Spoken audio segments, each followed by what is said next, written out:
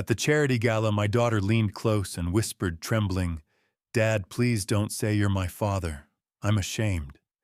She wanted me erased from her life because I'm just a janitor. But she had no idea I'd sacrificed everything for her, shaped her future with my own two hands. And tonight, standing on that stage in front of 400 people, I would show her exactly who this poor father really is. Welcome. Please like, subscribe, and tell me where you're watching from. This is a fictional story that explores pride and sacrifice. All names and events are imagined, but the lessons carry deep significance. Now allow me to take you back to where it all started. The chandelier above me blazed like 1,000 suns. I stood on the stage of the Riverside Grand Ballroom, my worn dress shoes planted on polished hardwood, and 400 people in tuxedos and gowns rose to their feet. The applause hit me like a wave, thunderous, relentless, the kind that makes your chest vibrate. I blinked against the spotlight, my hands trembling at my sides, and scanned the sea of faces until I found the only one that mattered. Jessica. She sat at the VIP table 20 feet from the stage, her face the color of ash. Her hands gripped the edge of the white tablecloth so tightly, her knuckles had gone bone white. Next to her, a man in an expensive suit, her boyfriend I assumed, leaned toward her, whispering something. She didn't respond. She just stared at me, her eyes wide and glassy like someone watching a car crash in slow motion. My daughter. 29 years old, the little girl I used to carry on my shoulders through Golden Gate Park every Sunday. The teenager who cried on my lap when her prom date stood her up. The MIT graduate I'd photographed from across the street because she didn't invite me to the ceremony.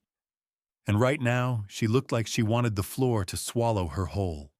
"Ladies and gentlemen," Richard Harmon's voice boomed through the microphone. The CEO of Vertex Technologies stood beside me, silver-haired and confident, in a tailored tuxedo that probably cost more than my monthly rent. This man saved my life. The applause swelled again. I heard whistles, cheers, someone shouting, "Thank you for your service." I didn't feel like a hero. I felt like an imposter in a $15 suit jacket I'd bought at Goodwill in 2005. Richard kept talking. Something about Fallujah. March 2004. An IED, a burning Humvee. Me pulling him out while shrapnel tore into my shoulder. The audience gasped at the right moments, murmured their approval, dabbed at their eyes with cloth napkins. I barely heard it. All I could see was Jessica sinking lower in her chair, her face turning from ash to a sickly gray. And what makes Marcus even more remarkable, Richard continued, his hand on my shoulder, is what I discovered when I found him last year. I wanted to run. I wanted to grab the microphone and say, "Stop. Please. My daughter is dying over there, and I don't know why." But I didn't. Because 2 hours ago she'd made me promise. 6:47 p.m. The coat check area. The gala hadn't started yet. Guests milled around the lobby, champagne flutes in hand, talking about stock portfolios and Napa Valley second homes. I'd arrived early, parked my 08 Civic 3 blocks away, so no one would see it next to the Teslas and Mercedes in the valet line. My jacket smelled like the closet it had hung in for 2 decades. My tie, salvaged from a thrift store, had a small stain near the bottom I'd tried to hide by tucking it into my waistband. I was adjusting it in the hallway mirror when I heard her voice. "Dad." I turned. Jessica stood 5 feet away, a vision in a navy dress that probably cost more than I made in a month cleaning office floors. Her hair was swept up, her makeup flawless. She looked like someone from a magazine, like someone I didn't recognize. "Sweetheart," I said, smiling. "You look... What are you doing here?" The words came out sharp, panicked. She glanced over her shoulder at the crowded lobby, then grabbed my arm and pulled me down the hall past the restrooms into the small alcove where guests hung their coats. "Jessica, I told you," I said, confused. "Richard invited me. I'm a VIP guest. He's honoring me for..." I know. Her voice cracked. I know what he's doing. Dad, you can't be here. What? When they introduce you? When you go on stage? She stepped closer, her eyes shining with tears. Please, please don't say you know me. The world tilted. I reached for the wall to steady myself. What are you talking about? Harrison's family is out there. His parents, important people. They think my father is... She stopped biting her lip. They think my father is someone else. Someone else. Dad, please. A tear spilled down her cheek, smudging her mascara. Just for tonight. Pretend you don't know me. After the gala, we'll talk. I promise. But tonight, I can't. I just can't. I stared at my daughter. The girl I'd raised alone after her mother left when she was 3. The girl I'd sent $3,000 to every month for 10 years. Money I earned scrubbing toilets and mopping floors on the night shift. The girl I'd sacrificed everything for, and she was asking me to pretend she didn't exist. Please, Dad. Her voice broke into a whisper. Please don't say you know me. I should have said no. I should have asked her what the hell was going on, why she was lying to these people, why my own daughter was ashamed of me. But I didn't, because when your child begs you for something, even something that shatters your heart into 1,000 pieces, you say yes. Okay, I whispered. She hugged me then. Fast. 2 seconds. Then she wiped her eyes, fixed her makeup with a compact mirror, and walked back toward the ballroom like nothing had happened. I stood alone in the coat check area, staring at the rows of cashmere and wool hanging on silver hooks, and wondered how we'd gotten here. 8:47 p.m. back on stage. The applause finally died down. Richard was still talking, but the words sounded like they were coming from underwater. I looked at Jessica one more time. She'd slumped forward, her forehead resting on her hands. The man beside her. Harrison put his arm around her, but she shook him off. And then I understood. She hadn't wanted me to come because she was ashamed. Ashamed of the janitor father in the cheap suit. Ashamed of the man who drove a beat-up Civic and lived in a studio apartment in the Tenderloin. Ashamed that I wasn't good enough for her new world. The realization hit me like a punch to the gut. How did we get here, I thought. When did I become someone my daughter had to hide? The answer came slowly, painfully, like pulling a splinter from deep beneath the skin. It started on a Wednesday night in March 2024. A night I thought was just like any other. A night I didn't know would be the beginning of the end.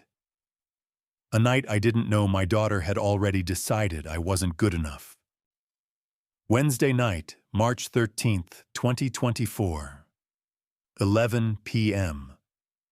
The vacuum cleaner hummed across the marble floor of the 47th story, a lonesome sound in the dead silence of midnight.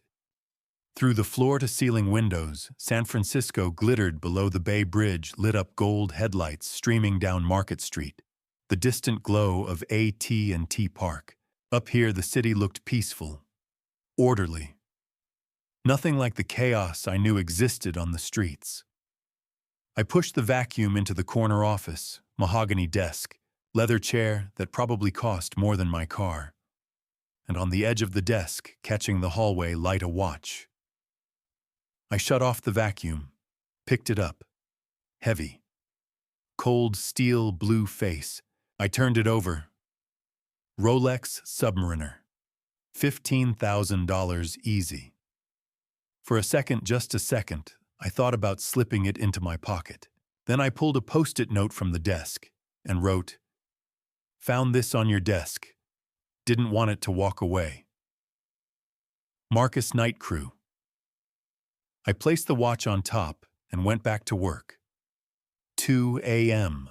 I sat in the basement break room, cinder block walls, flickering light, a vending machine that took exact change only. My coffee had gone cold. I pulled out my phone. iPhone 6S. Screen cracked down the middle. I dropped it 3 years ago. Never replaced it. Still worked fine. I opened my investment app. The screen buffered on the building's old Wi-Fi. Then the numbers loaded. Portfolio value $8.7 million plus. I stared at it. Not with pride exactly. More like confirmation. 30 years of patience. 30 years of discipline. 30 years of small, boring decisions that most people would laugh at. And it had worked. I closed the app and let my mind drift back. San Diego, 1995. 28 years old. Fresh out of the Marine Corps after 10 years of service. 2 tours in the Gulf, 3 in Okinawa, 1 in Somalia. The Corps gave me discipline structure. The ability to make my bed with hospital corners at 0500 every morning. It also gave me a $5,000 discharge check and a handshake. I didn't know what to do with myself. No college degree, no family. My parents had passed when I was 19, no wife, no kids, just me and a duffel bag. I got a job as a night janitor at a community college, minimum wage.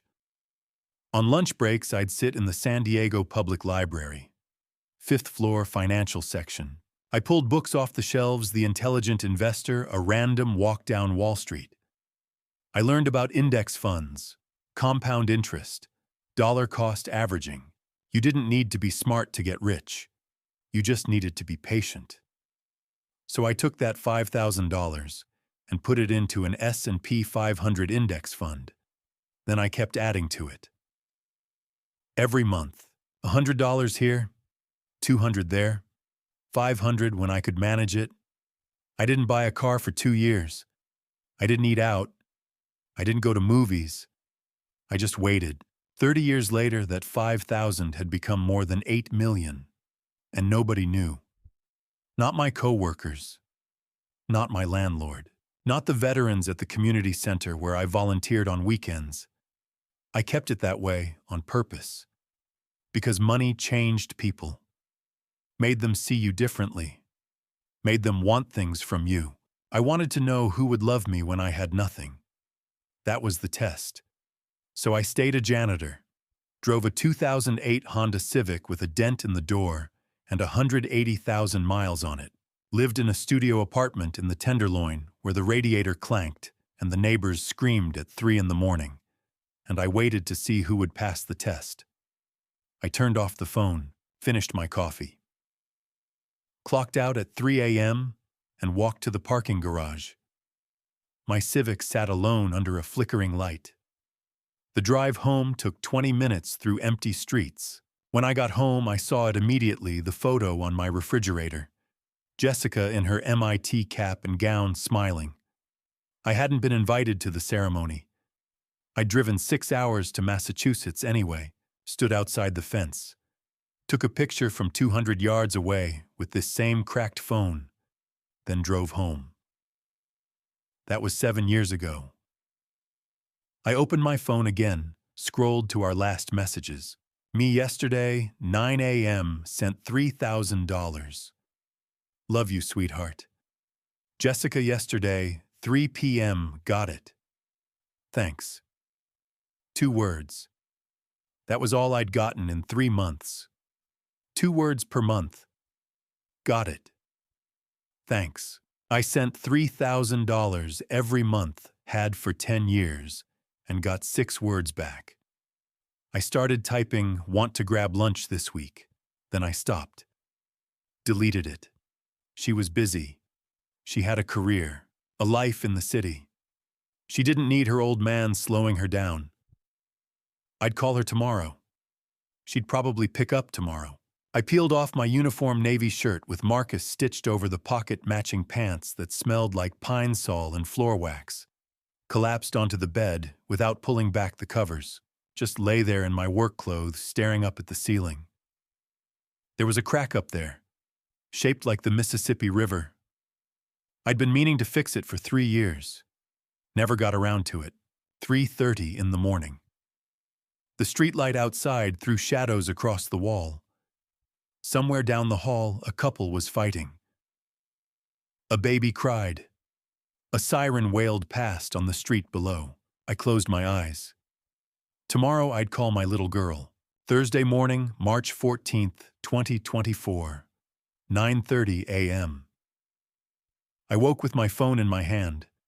I'd fallen asleep, holding it still in my janitor uniform, still smelling like floor cleaner. The sun cut through the blinds in sharp lines across my studio. Outside, the Tenderloin was waking up car horns, someone shouting the rattle of a delivery truck. I sat up, rubbed my eyes, opened my phone. The last text I'd sent Jessica was still there.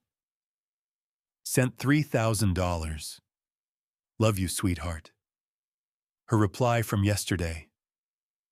Got it. Thanks. I took a breath.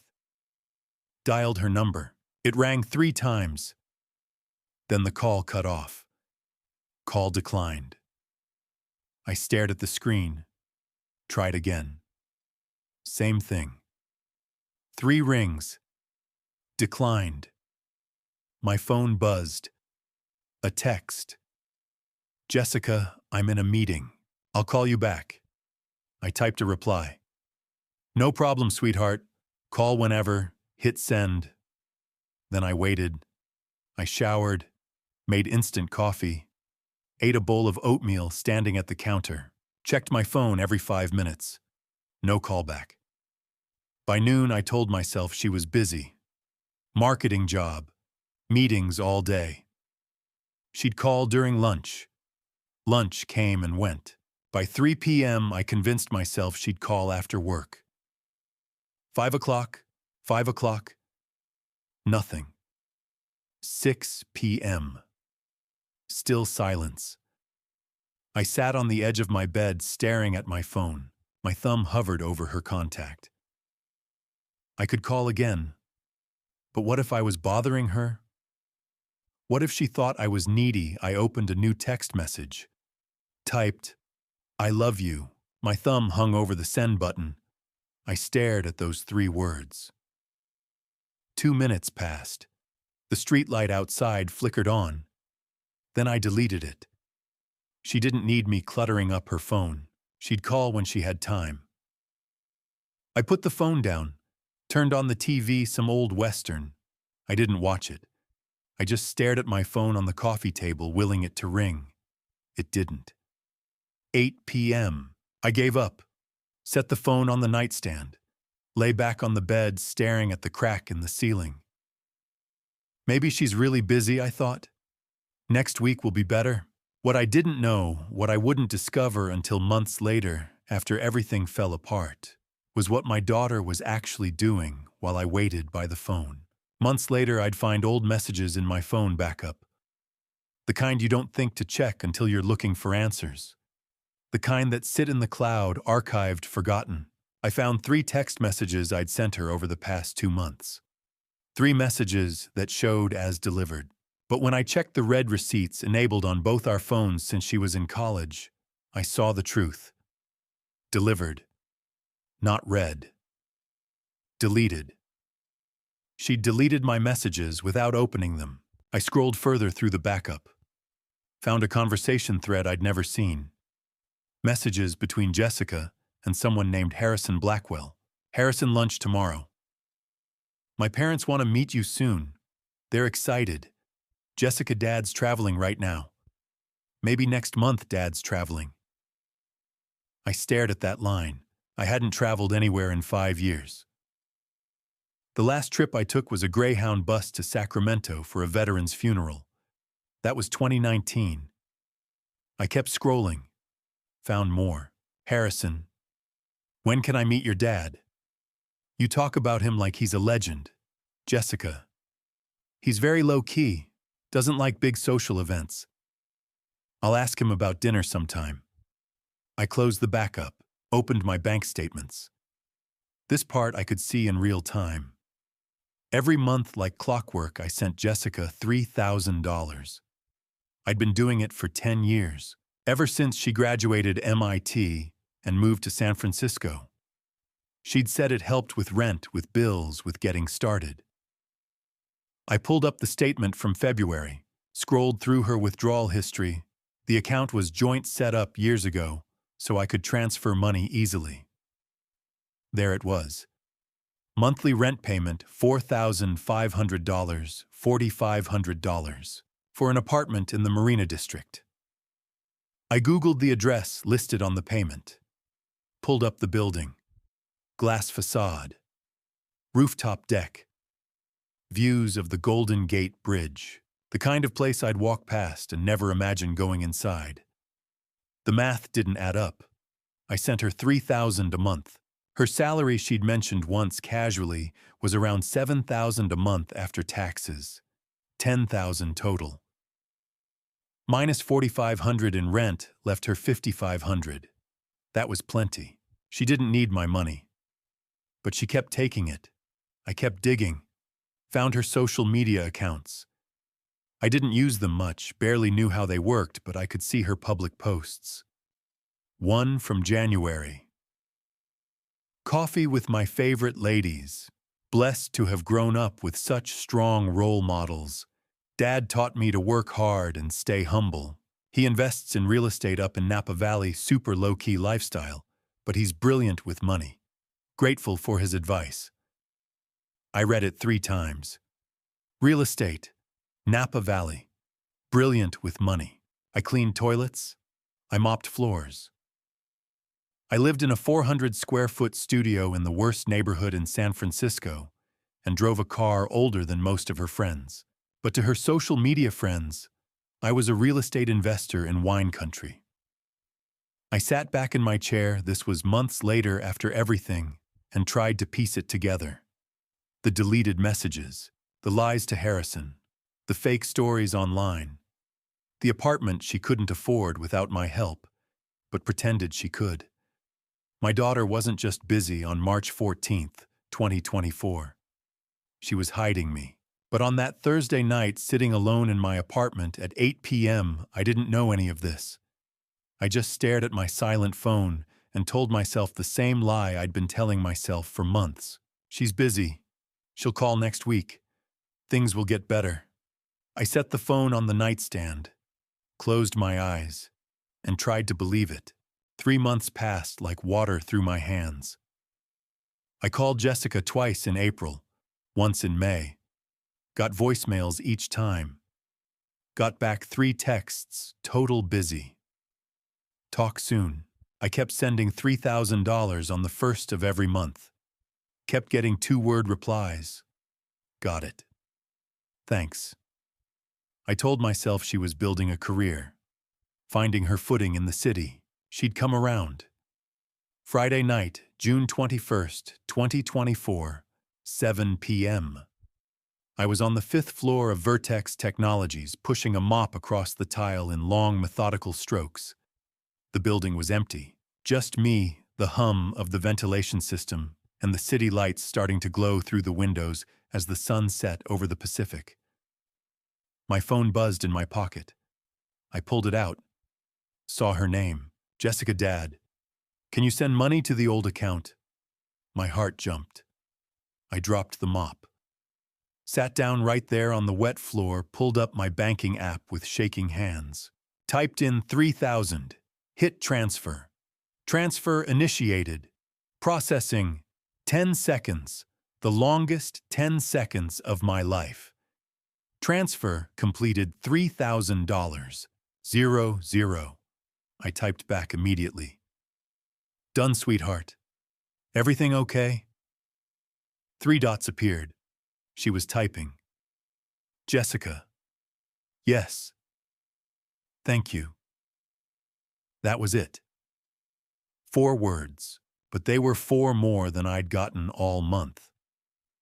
I stared at the screen, at the notification transfer completed $3,000, at her name, at those 2 sentences that felt like a lifeline. I picked up the mop, went back to work. Told myself the same thing I'd been telling myself for months. As long as she's happy. That's all that matters. What I didn't know, what I wouldn't find out until much later after the world came crashing down, was what my $3,000 was paying for that night. Months later, after everything fell apart, Harrison Blackwell sat across from me in a coffee shop in North Beach. His face was hollow. He'd lost weight.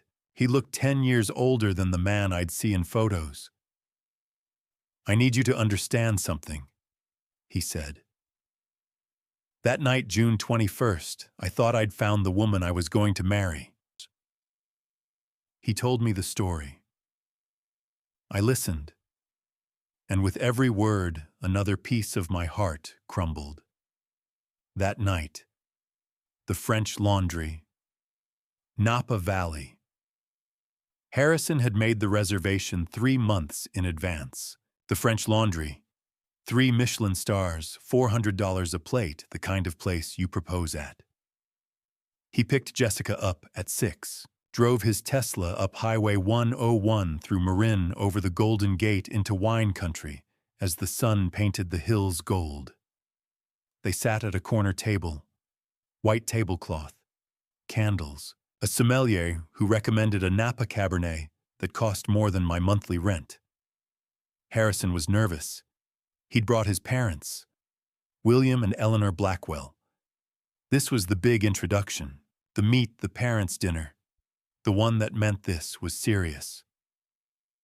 "So, Jessica," Eleanor said, smiling over her wine glass, "tell us about your family. Harrison says your mother passed away." Jessica nodded, took a sip of water. When she spoke, her voice was soft, sad. "My mother passed when I was young. My father raised me alone." That part was technically true. Her mother had left when Jessica was 3, packed a bag one morning in 1999 and walked out the door. I never heard from her again. I'd raised Jessica by myself, worked double shifts, learned to braid hair from YouTube videos, showed up to every parent-teacher conference in my janitor uniform. But then Jessica said something else. "My father passed away 2 years ago. Car accident." Harrison reached across the table, took her hand. "I'm so sorry." William Blackwell, 53 years old, CEO of Blackwell Defense. A man who'd built a military contracting empire from nothing, leaned back in his chair. He had silver hair, sharp eyes, the kind of presence that commanded a room. "I'm sorry for your loss," he said. "Losing a parent it changes you." Jessica nodded, tears in her eyes, real tears. Harrison told me later he'd never seen her so vulnerable.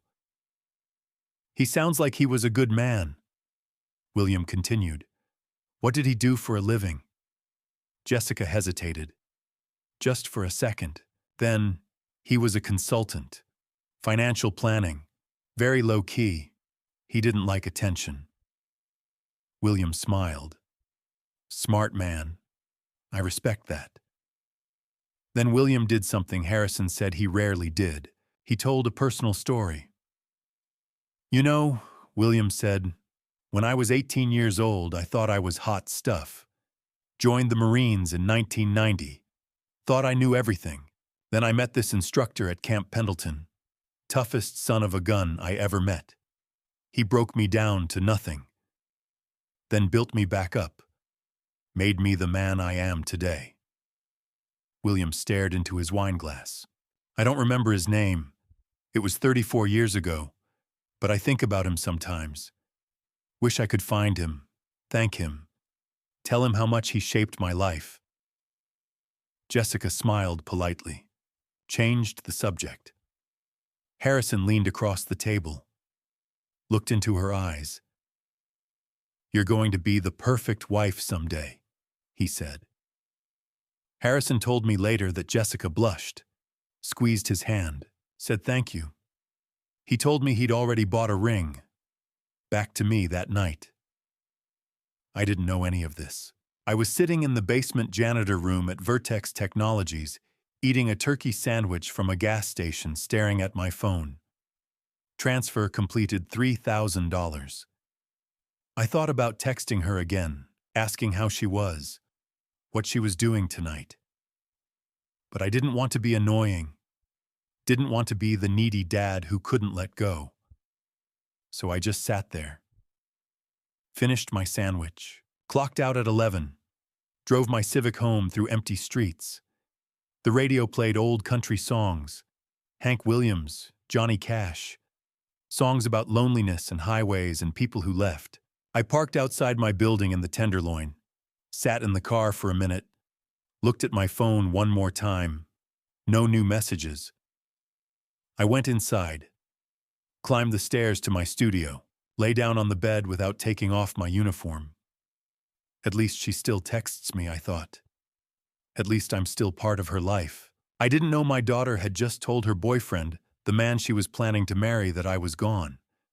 I didn't know she'd erased me. Sunday night, October 13th, 2024, 6 p.m. I sat on the edge of my bed, the same bed I'd slept in for 15 years, eating instant noodles from a styrofoam cup. 99 cents at the corner store. Chicken flavor. I'd had the same dinner 3 nights in a row. My phone sat on the nightstand. Screen dark. Silent. I stared at it between bites. Picked it up. Opened my messages. The last text I'd sent Jessica was 4 days ago. Sent $3,000. Love you, sweetheart. Her reply. Got it. Thanks. I started typing, have you had dinner yet? My thumb hovered over send. I read it 3 times. Then I deleted it. Put the phone back down. She was busy. She had a life. She didn't need her old man checking in on her eating habits like she was still 12 years old. I finished the noodles, threw the cup in the trash, lay back on the bed and stared at the ceiling crack. The one shaped like the Mississippi River. What I didn't know, what I wouldn't learn until months later after everything came crashing down, was where my daughter was that night. Months later, Eleanor Blackwell sat in my apartment. She'd insisted on coming, said she needed to see how I lived. She sat in my only chair, a folding one from Target, holding a cup of tea I'd made with a microwave and a chipped mug, and she told me about the night of October 13th. She cried while she told me. I'm not sure I've ever seen someone look so ashamed. That night, the Blackwell Mansion, Pacific Heights. Jessica arrived at 7 p.m. Eleanor said she looked stunning, navy dress, hair done, the kind of polish that comes from money. But Eleanor didn't know the truth. Didn't know that dress had been bought with money I'd sent. Didn't know Jessica lived in a $4,500 a month apartment in the Marina District paid for with my $3,000 plus her $7,000 salary. Didn't know Jessica was walking into that mansion wearing a lie. The Blackwell house was something out of a magazine. 4 stories, Victorian architecture, views of the bay. The dining room had a table that sat 12. Crystal chandelier. China that had been in William's family for 3 generations. 4 people sat down to dinner that night. William Blackwell, 53 years old, CEO of Blackwell Defense, a man who'd built a $100 million military contracting company from nothing. Eleanor, 51, on the board of the San Francisco Symphony, gracious and warm. Harrison, their son, 33, sitting next to Jessica with his hand on hers. And Jessica, 29 years old, my daughter, playing a part. Jessica, William said, cutting into his steak, tell us about your father. Harrison says you don't talk about him much. Eleanor told me Jessica's smile didn't waver, didn't even flicker. My father is a financial consultant, Jessica said smoothly. Very low-key. He works in Napa Valley real estate investments mostly. He's extremely private, doesn't like publicity. William nodded. Smart man. I respect that. In my business, the more you talk, the more trouble you get into. Your father sounds like someone I'd get along with. When can we meet him? Eleanor asked. We'd love to have him over for dinner. Jessica took a sip of water. He travels quite a bit. He's out of the country right now, actually. Maybe during the holidays. Eleanor said she'd never heard anyone lie so effortlessly. The conversation moved on. Wine, politics, Harrison's work. Then William leaned back in his chair and told a story. You know, William said, looking at Jessica, when I was younger, just a kid, really, I joined the Marines. Thought I was tough. Thought I knew everything. He swirled his wine, stared into it. I had this mentor, this instructor, toughest man I ever met. He didn't coddle us, didn't tell us we were special. He broke us down to nothing. Then he built us back up. Everything I am today, the discipline, the work ethic, the ability to lead, I learned from him. William looked up, met Jessica's eyes. I don't remember his name anymore. It's been so long. But I think about him sometimes. Wish I could find him. Thank him. Tell him how much he shaped my life. Harrison squeezed Jessica's hand. Your dad sounds like a wise man. I really want to meet him. Jessica smiled, said thank you. Eleanor told me later that Jessica's hand was shaking. Back to me. That night. I didn't know any of this. I was lying on my bed in the Tenderloin at 10:30 p.m. when my phone finally buzzed. One missed call. Jessica, then a text. Jessica, I'm tired. Going to bed early. Talk later, Dad. I sat up, typed immediately. Good night, sweetheart. Love you. I waited for a reply. 5 minutes. 10 minutes. 15. Nothing. I set the phone down, turned off the light, lay there in the dark, listening to sirens wail past on the street below. Maybe next time, I thought. Maybe tomorrow she'll call. What I didn't know was that October 13th was just the beginning. From that night until early February, 122 days, I tried to reach my daughter 8 times. October 25th, I called. Got voicemail. Left a message, just checking in, sweetheart. November 15th, called. She declined. December 8th, called. Declined again. December 25th, Christmas. I called and left a voicemail. Merry Christmas, sweetheart. I love you. Hope you're having a good day. January 1st, 2025. New Year. Called to wish her a happy new year. Declined. January 20th. Voicemail. February 5th. Declined. In those 4 months, I got 3 text messages back. Busy. Will call soon. Love you too, Dad. 15 words total. I kept sending $3,000 on the 1st of every month. November 1st, December 1st, January 1st, February 1st, like clockwork. Got back the same 2-word responses. Got it. Thanks. I told myself she was overwhelmed. Building a career. Building a life. She'd come around when things settled down. I didn't know she was building something else, something that didn't include me. Wednesday night, February 12th, 2025. 10 p.m. I was on my knees on the 42nd floor of Vertex Technologies scrubbing a coffee stain out of the carpet near the conference room when my phone buzzed in my pocket. I sat back on my heels, pulled it out, saw her name. Jessica, Dad, can you call me tomorrow morning? I stared at the screen. Read it 3 times to make sure it was real. It was the first message I'd gotten from her in 2 weeks. The first time in 4 months she'd asked me to call her, instead of me begging for scraps of her attention. Since October, since that Sunday night, I'd sat alone eating 99-cent noodles. I'd called her 8 times. Got voicemail or declined calls. Got back 3 text messages total. 15 words. Busy. Will call soon. Love you too, Dad. I'd sent $3,000 on the first of every month like clockwork. November, December, January, February. Got back the same 2 words every time. Got it. Thanks. But this was different. She wants to talk to me. My hands shook as I typed back, "Of course, sweetheart." 9 a.m. 3 dots appeared immediately. Jessica, 10 a.m. better. Thanks, Dad. I smiled so wide my face hurt.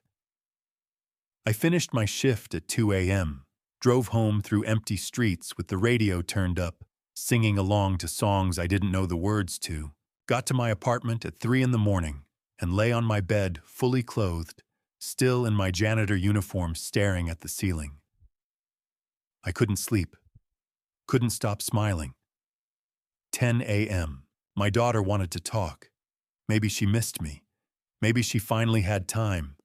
Maybe things were getting better. I set my alarm for 9, closed my eyes, tried to calm down. Tomorrow, I thought. Tomorrow, I'll hear her voice. What I didn't know, what I wouldn't discover until months later, after the gala, after everything exploded, was what my daughter was actually planning. Months later, a woman named Margaret Walsh came to see me. 45 years old, senior attorney at a corporate litigation firm in the financial district. Sharp suit, sharp eyes, the kind of person who didn't waste time. She sat in my apartment, my tiny tenderloin studio that smelled like cleaning products, because that's what I smelled like, and she opened her laptop. "Mr. Thompson," she said, "I need to show you something. It's going to hurt, but you need to see it." She turned the screen toward me. Email draft. Saved but never sent. Recovered from Jessica Thompson's company email server during a routine IT audit. To info alite, talent casting. Come date February 10th, 2025. Subject urgent casting request. Professional actor needed. Hello, I need a professional actor for a private event.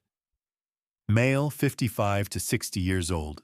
The role is to portray a wealthy father at 2 events, a family dinner in July and a charity gala in September 2025. Character profile: Robert Hayes. Stanford MBA, graduated 1989. Real estate investor based in Napa Valley. Widower wife, passed in 2010. 1 daughter. Net worth approximately $3 to $5 million, but very low-key lifestyle.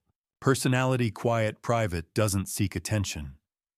Fee negotiable: $5,000 to $10,000, depending on experience. NDA required. Absolute discretion essential.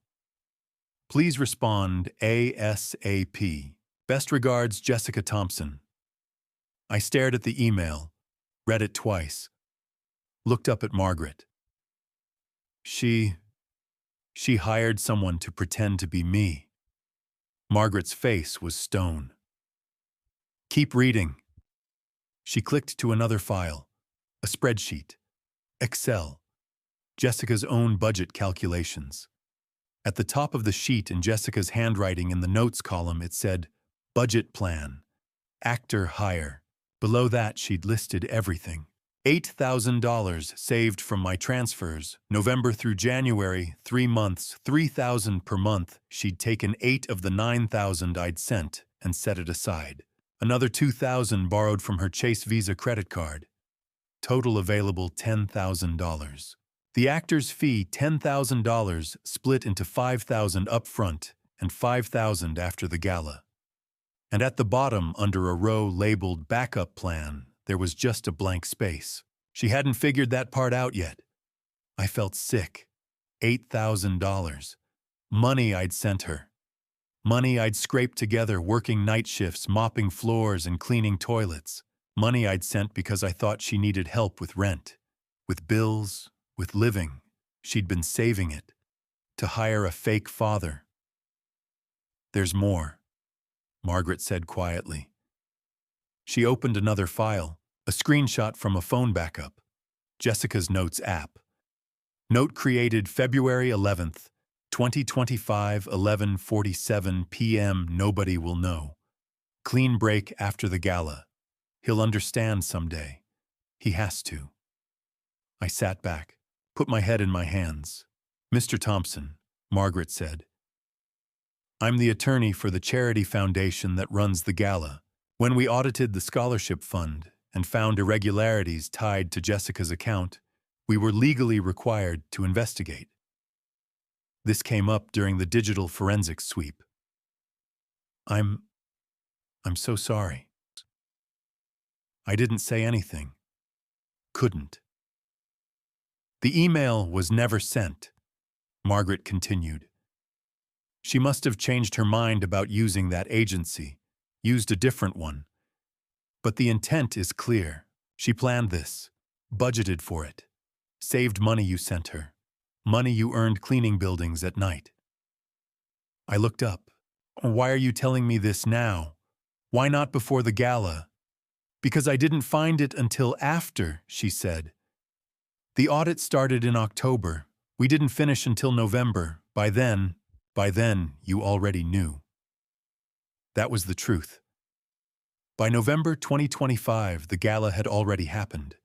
My daughter's lies had already unraveled on stage in front of 400 people. But sitting there in my apartment in February 2025, the night she'd asked me to call her at 10 a.m., I didn't know any of this. I was lying in my bed at 3:30 in the morning on February 13th, smiling in the dark, thinking about how my daughter finally wanted to talk to me. I didn't know she wanted to ask me not to go to the gala. I didn't know she'd already found someone to replace me. I didn't know I was the problem she was trying to solve.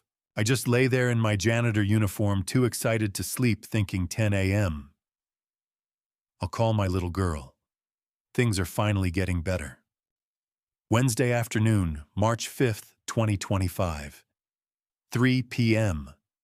I stood on the 47th floor of Vertex Technologies, squeegee in hand, wiping down the floor-to-ceiling windows that looked out over San Francisco. The financial district stretched below glass towers, the Bay Bridge glinting ferries cutting white lines across the water. I thought about this morning. 10 a.m., Jessica had actually picked up. Dad, I'm doing great, just busy with work. Love you.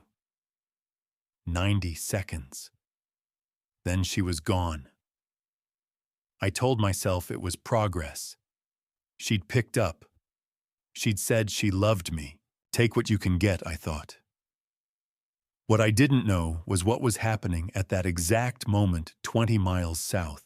Months later, a man named David Torres sat across from me in a North Beach cafe. 55 years old, gray hair, thin, the kind of face you'd forget in 5 minutes. When she first approached me, David said, I thought it was a joke. Nobody hires actors for real life. But Jessica had. And David told me everything. That afternoon. Blue Bottle Cafe, Financial District. David arrived at 3 p.m. The cafe was crowded, tech workers, tourists photographing lattes. He spotted Jessica at a corner table, navy suit, hair pulled back, a manila envelope in front of her. She stood, shook his hand. Professional. Mr. Torres, thank you for coming.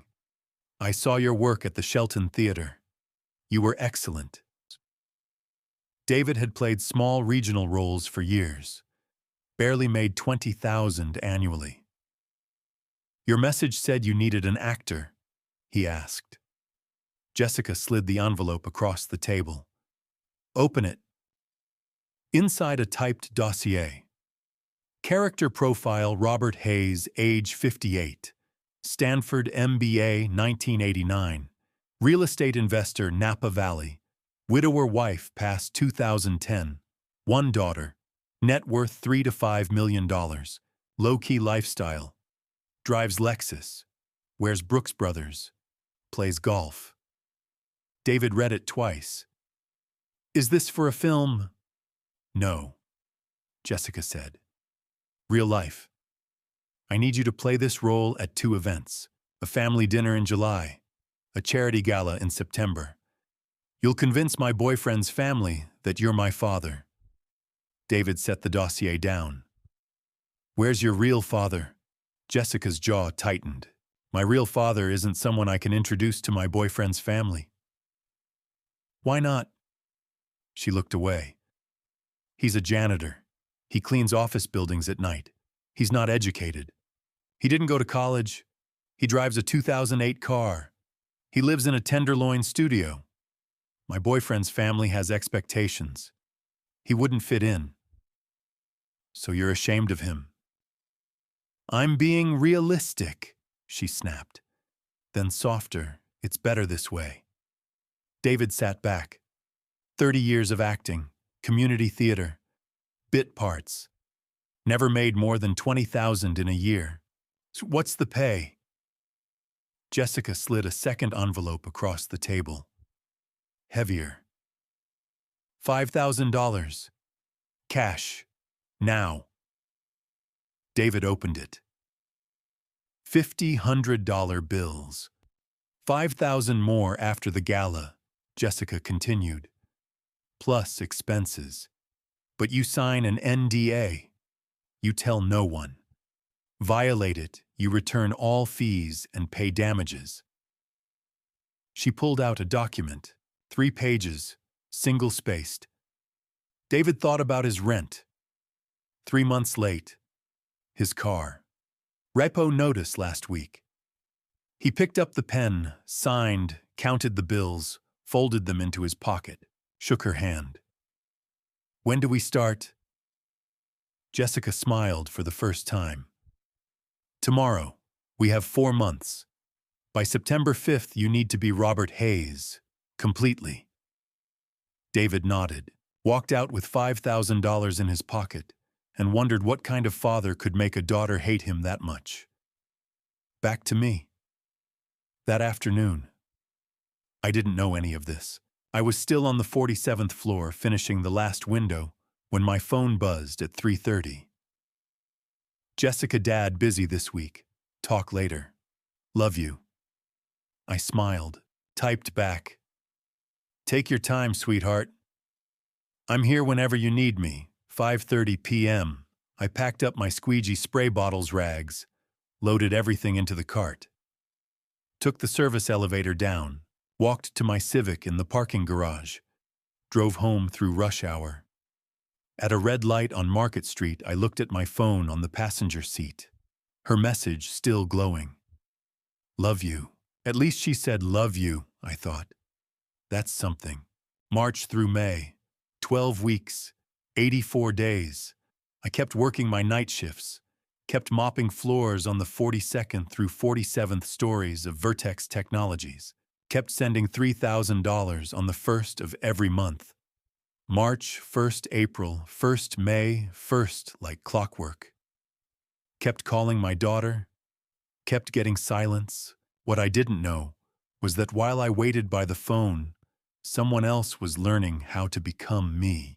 Months later, after the gala, after everything collapsed, David Torres sat in my apartment with a spiral notebook, worn, coffee-stained, pages filled with his handwriting. This is everything, he said. Every week, every lesson, everything Jessica made me memorize. He opened it. Let me read. Week 1, March 7th to 13th, 2025. Day 1, San Francisco Public Library, 5th floor financial section. Jessica's assignment, learn the basics. P/E ratios, cap rates, REITs, Napa Valley wine country real estate trends. Day 3, Jessica sends me a 50-page document. Robert Hayes' complete backstory. Born Palo Alto, 1967. Stanford undergrad, then MBA. Graduated 1989. Worked at Merrill Lynch, 1989 to 1995. Left to start Hayes Capital Management. She made this up. Doesn't exist. Wife Margaret. Met at Stanford. Married 1990. She got cancer. Passed in 2010. 1 daughter. Jessica Thompson. I'm supposed to memorize all of this. Make it real. Make it mine. Week 3. March 21st to 27th, shopping day. Jessica takes me to Nordstrom, buys me a Tom Ford suit. Gray. $2,000. I've never worn anything that expensive in my life. She makes me walk in it, sit in it, stand in it. You're a CIO, she says. Act like one. Omega watch, $500.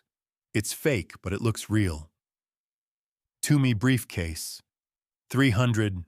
Cole Haan shoes, $250. She teaches me how to shake hands. Firm, 3 seconds of eye contact. Not too long, not too short. You're confident, she says, but not arrogant. You've made your money. You don't need to prove anything. Week 5. April 4th to 10th. We meet 3 times this week, different cafes. She drills me. Her dad housed the market, me choppy. The feds being hawkish. I'm rotating into municipals. Her good, but say it slower. You're not in a hurry. You have all the time in the world. We practice for 2 hours. Same questions, different answers. She corrects my posture, my tone, the way I hold my coffee cup. Everything. You can't mess this up, she says. Harrison's family is smart. They'll notice if you're off. Week 8, April 25th. May 1st, golf lessons. Online videos. I've never golfed in my life. Jessica says I don't need to be good. Just need to look like I've done it. Know the terms. Handicap, birdie, par, backswing. She quizzes me on Stanford's MBA program. 1987 to 1989. Before the internet. Before everything was online. Hard to fact-check. She's smart. Picked a time period that's fuzzy. She makes me memorize Napa restaurants. The French Laundry, Auberge du Soleil, La Toque, Meadowood, the restaurant at Meadowood. I'm supposed to talk about them like I've been there 100 times. You're low-key wealthy, she says. You don't brag, but people know. They can tell. Week 10, May 9th to 15th, full dress rehearsal. We're in her apartment. She makes me sit at her dining table. She plays herself, then she plays Harrison. Then she plays Harrison's father, her as Harrison's dad.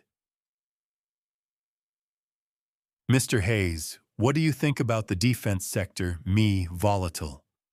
But Blackwell Defense has strong fundamentals. I admire your hedging strategy during the 2020 downturn.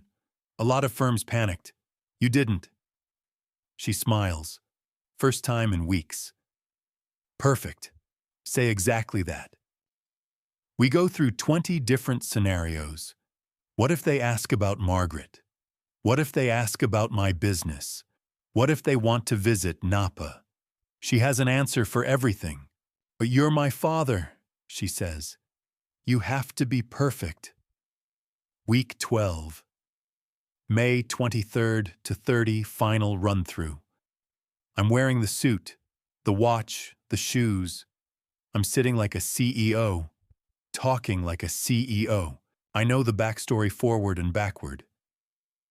Stanford MBA 1989. Merrill Lynch. Hayes Capital Management. Margaret. Cancer. 2010. Jessica sits across from me, studies me, doesn't say anything for 5 minutes. Then, you're ready. I closed the notebook, looked at David. She spent 12 weeks, I said. 12 weeks turning you into me. Into someone better than you, David said quietly. That's what she told me. He's a good man, but he's not someone I can show them. You are. I didn't say anything. Couldn't, because while David was learning to be Robert Hayes, I was learning what it felt like to disappear. My 12 weeks. March 7th to May 30th, 2025. March 1st. I sent $3,000. Texted "Love you, sweetheart." Got back 2 words. Got it. Thanks. March 10th. I called. She declined. Texted in a meeting. March 18th. Called again. Voicemail. I left a message. Just checking in, Con. Hope work's going well. Miss you.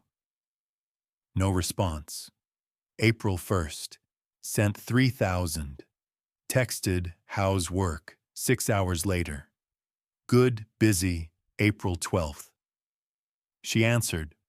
4 minutes. Longest conversation we'd had in months. Dad, I'm swamped. Can I call you back? Of course, sweetheart. She never called back. May 1st. Sent 3,000. May 20th. Called. Voicemail. Miss you, Con. Haven't heard your voice in weeks. Just want to make sure you're okay. No response. May 30th. I sent my 47th unanswered text. Just want to know you're okay. Nothing. I called 9 times over those 12 weeks. She answered twice. 4 minutes total. The other 7 times went to voicemail. I sent 3 texts. Love you. How's work? Just want to know you're okay. Got back 6 words total. Got it. Thanks. Good. Busy. And I kept sending money. $3,000 on the 1st of every month, because that's what fathers do. They provide. They wait. They hope. I didn't know my money was paying for the suit David wore, the watch, the shoes, the briefcase, the lessons, everything she needed to replace me. I just lay in bed on the night of May 30th, staring at my phone at the 47 unanswered messages, and told myself the same thing I'd been telling myself for 12 weeks. She's busy. She's building a life. She'll come around. 12 weeks. My daughter more distant than ever. But I was still here. Monday morning, June 2nd, 2025. 9:30 a.m. I was in the basement break room eating a gas station breakfast burrito and scrolling through 3-day-old messages from Jessica, all unanswered, when the phone on the wall rang. Not my cell phone. The old landline. The one that only rang when management needed something. I picked it up. Night crew. Marcus speaking. Marcus. The voice was familiar. Formal. This is Richard Harmon. Can you come to my office, 47th floor? I almost dropped the phone. Richard Harmon, the CEO, calling me directly. Sir, is everything okay? Did I do something wrong? No, nothing like that. I just need to speak with you. Are you free now? I looked down at my janitor uniform. Navy blue, sweat-stained. My name stitched over the pocket in faded thread. I'm not really dressed for... You're fine, just come up, please. The line went dead. I stood there for 10 seconds, heart pounding. In 5 years of working at Vertex, I'd never been called to the executive floor during business hours. Never been asked to Richard Harmon's office. Night crew stayed invisible. That was the deal. I threw the burrito wrapper in the trash, wiped my hands on my pants, took the elevator up. The 47th floor was different during the day. Bright, busy, people in suits moving between glass-walled conference rooms. I felt like an alien, a janitor in a world of executives. Richard's assistant. A young woman with perfect hair and a headset smiled at me. Mr. Thompson, he's expecting you. Go right in. I knocked. Heard come in. Pushed open the door. Richard stood behind his desk. 56 years old. Silver hair. sharp suit. The kind of man who commanded rooms just by existing. But when he saw me, he smiled, came around the desk, extended his hand. "Marcus, thank you for coming. Please, sit." He gestured to one of the leather chairs across from his desk. I sat, felt the leather creak under me, felt completely out of place. Richard sat across from me, leaned forward. His face was serious. "I need to ask you something," he said, "and I need you to say yes." He pulled an envelope from his desk drawer. Thick, cream-colored. My name written on it in gold calligraphy. I opened it. Inside, an invitation, printed on cardstock so thick it felt like wood. "Heroes Among Us, a benefit gala for Bay Area veterans, Friday, September 5th, 2025, 6 o'clock p.m., Riverside Grand Ballroom, San Francisco, California, 5 IP, guest of honor, Marcus Thompson." I read it twice, looked up. "Sir, I think there's a mistake." "No mistake. But I'm just—" "Marcus." Richard's voice was firm, serious. "You saved my life." I set the invitation down. "Sir, that was 21 years ago. I was just doing my job." "Fallujah," Richard said. "March 15th, 2004. Do you remember? I didn't want to." But I nodded. "Our convoy hit an IED." Richard continued. "The Humvee in front of us flipped, caught fire. I was in the back seat. My leg was pinned. Smoke was filling the cabin. I couldn't breathe. I couldn't move. I thought I was done." He looked at me. His eyes were wet. "You pulled me out. You ran into the fire. Your body armor was smoking. You took shrapnel to your shoulder." He pointed at my left shoulder. I'd worn a t-shirt under my uniform. The scar was visible. Jagged. White. 4 inches long. "I was 35 years old," Richard said. "You gave me 21 more years. A wife, 2 kids, this company. Everything I have because of you." I didn't know what to say. The memories came back. Always did. Black smoke, screaming. The smell of burning fuel and melted plastic. I'd seen Richard through the window, young Lieutenant Harmon trapped panicking, and I'd moved without thinking. Ran to the Humvee, pulled the door, jammed, pulled harder. It gave. Reached in, grabbed Richard's vest, pulled. His leg came free. Dragged him out. 10 feet. 20. Then the heat hit my shoulder. White hot. I looked down. Saw blood. Saw smoke coming off my armor. Then a medic was there, pushing me down, shouting, and everything went black.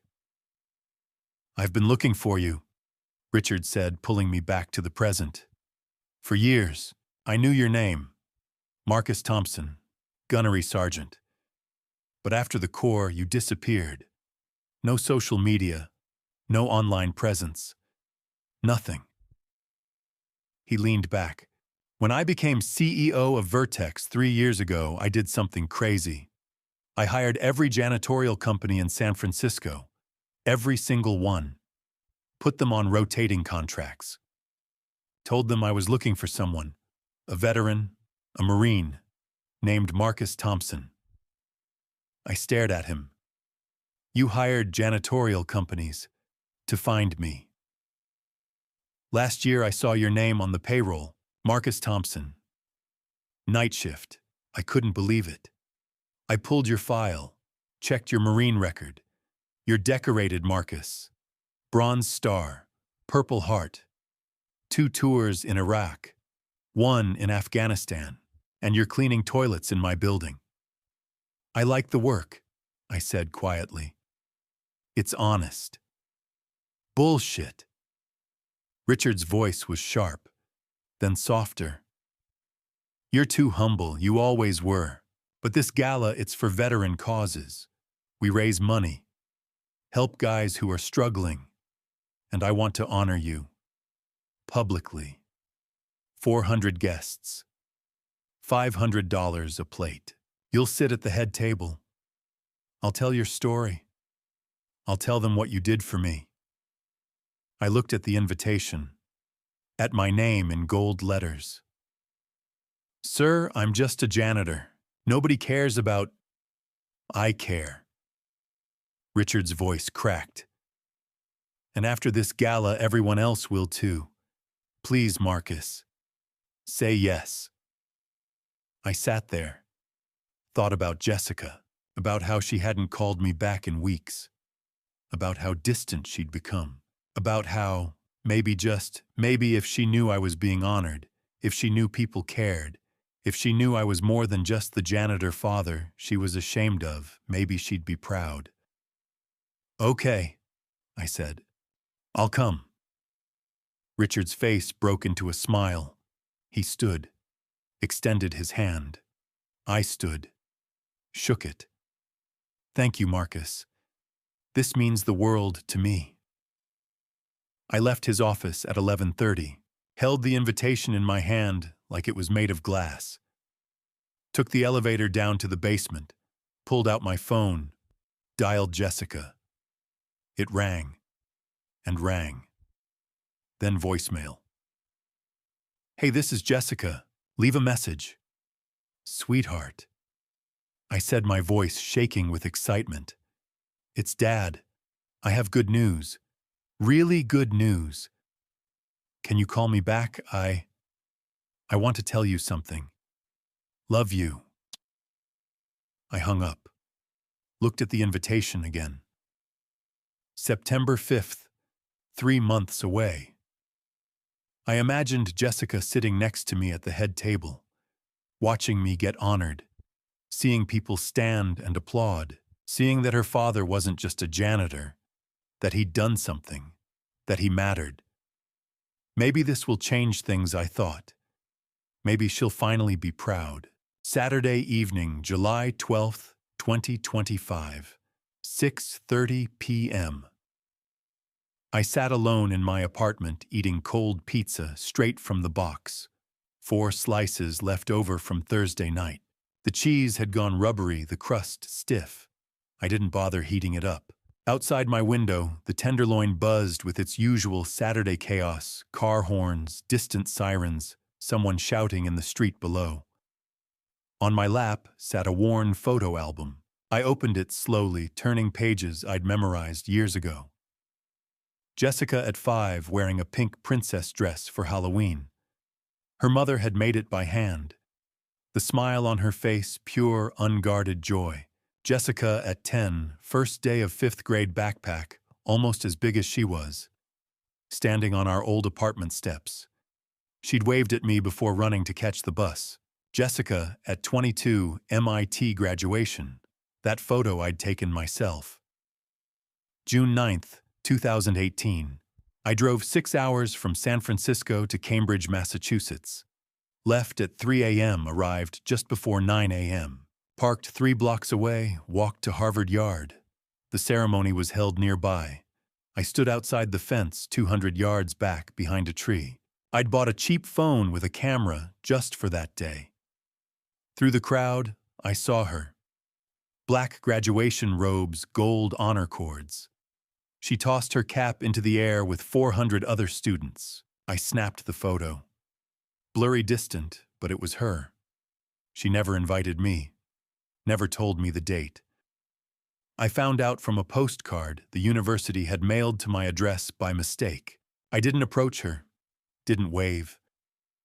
I knew she didn't want me there. I just wanted to see her.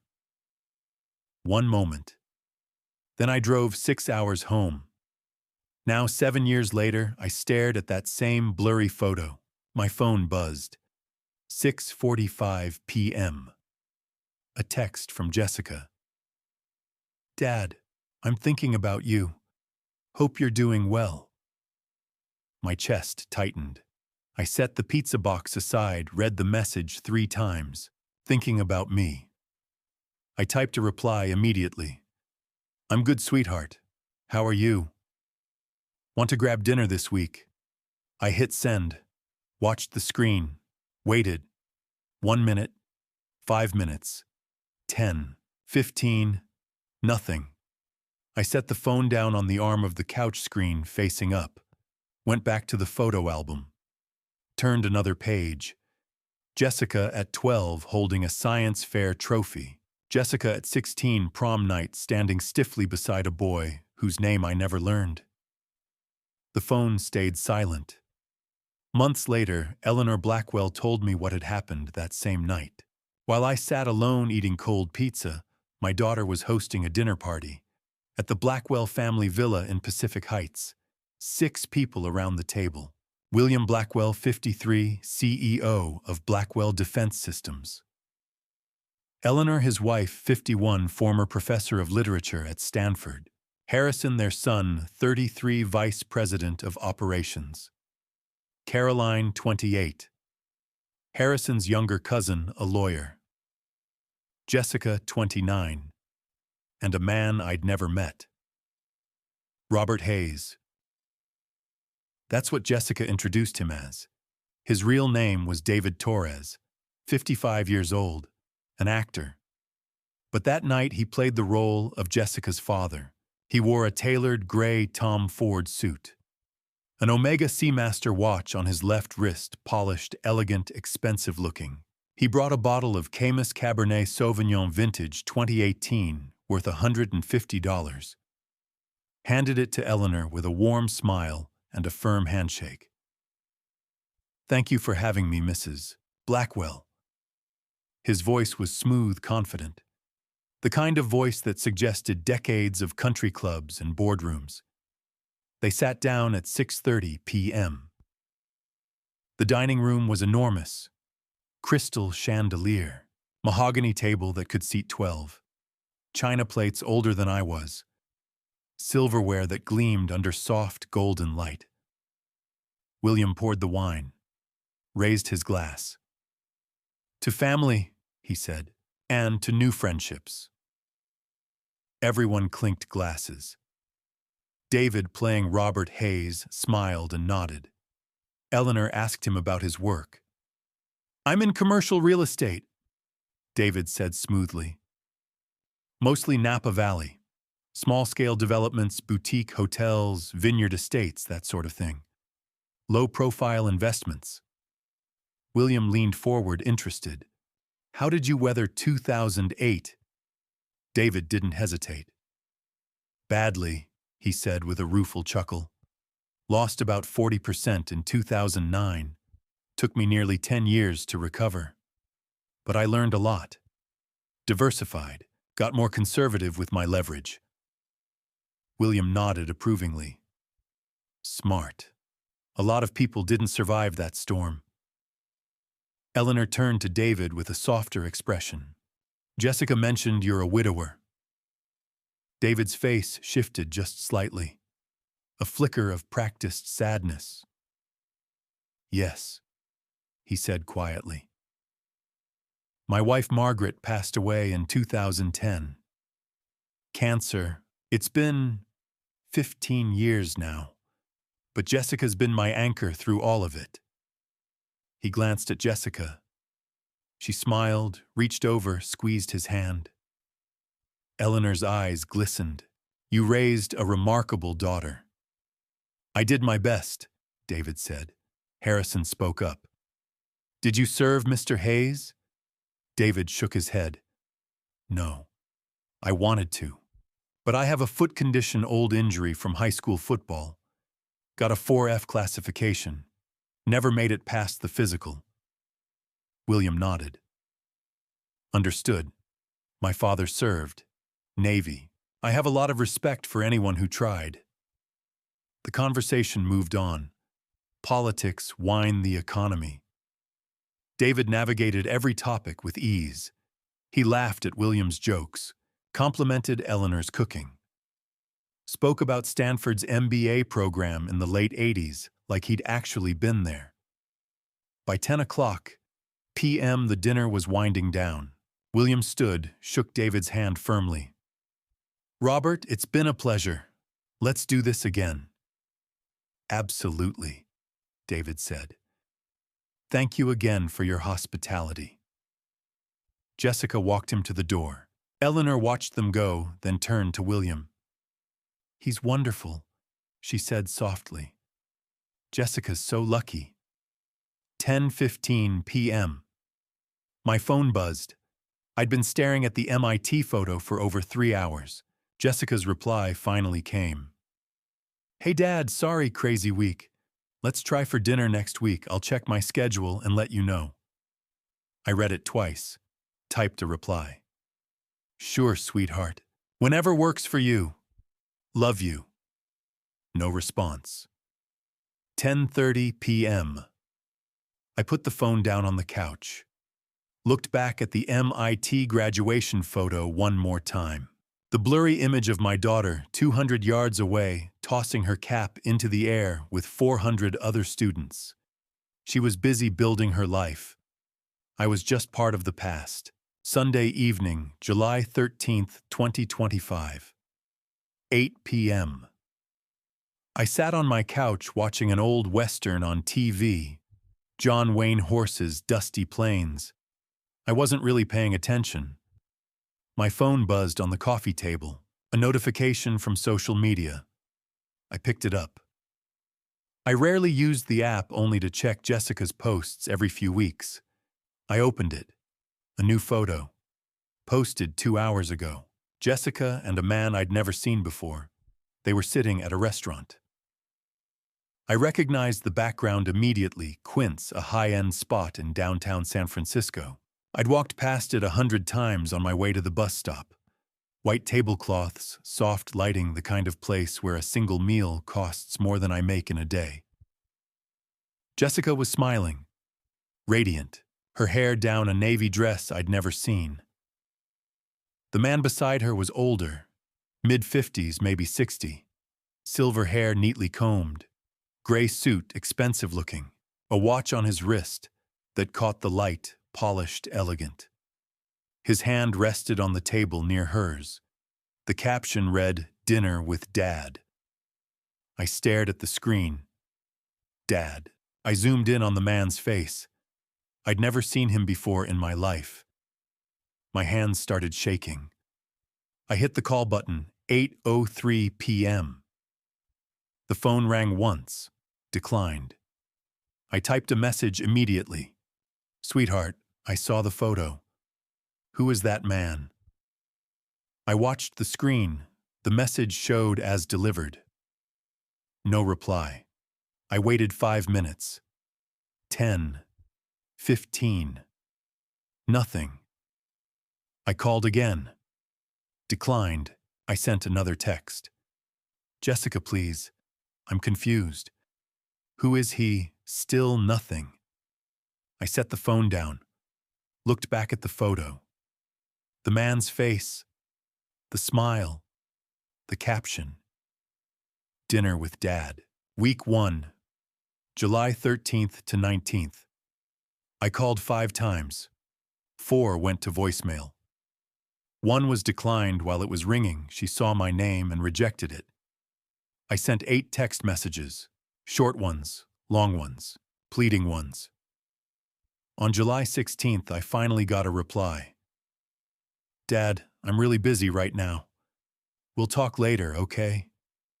That was it. 13 words. Then silence again. Week 2. July 20th to 26th.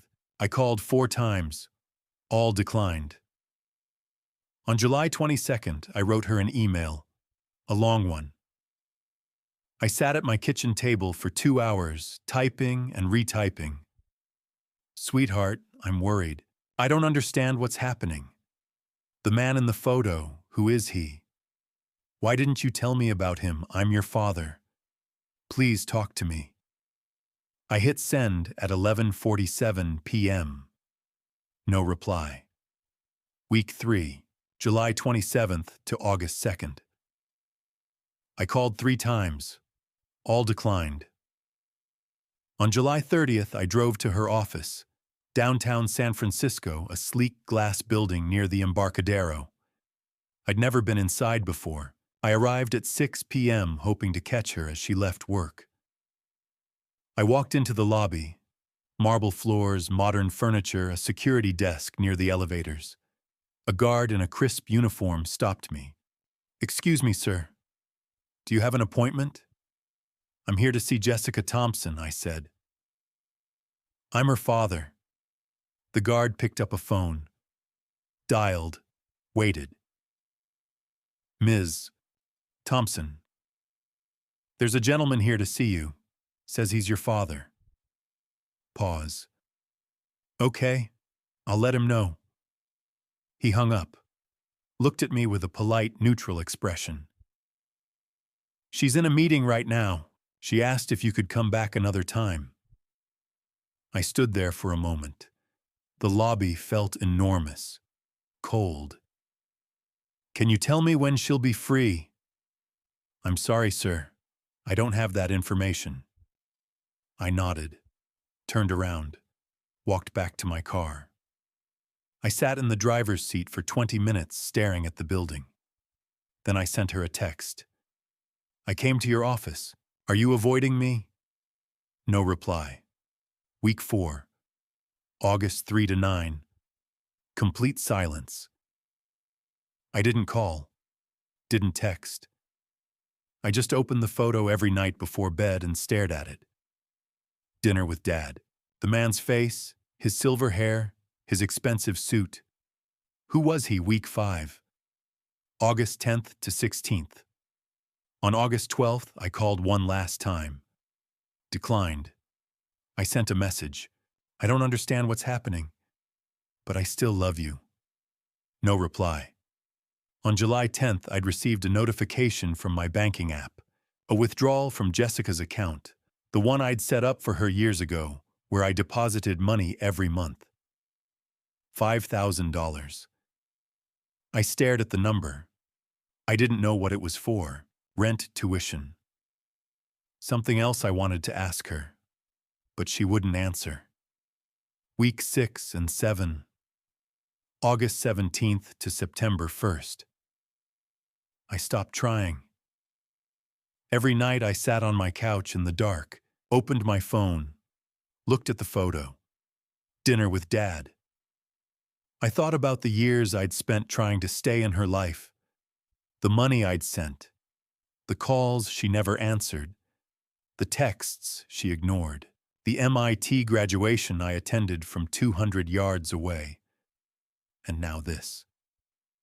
A stranger sitting beside her, smiling, playing the role I was supposed to have. September 1st, 2025. 11 p.m. I sat in my apartment, lights off, staring at the ceiling. Tomorrow I would go to her office again. I would wait as long as it took. I would demand answers. I needed to know the truth. 11:30 p.m. I set an alarm for 4 o'clock p.m. the next day.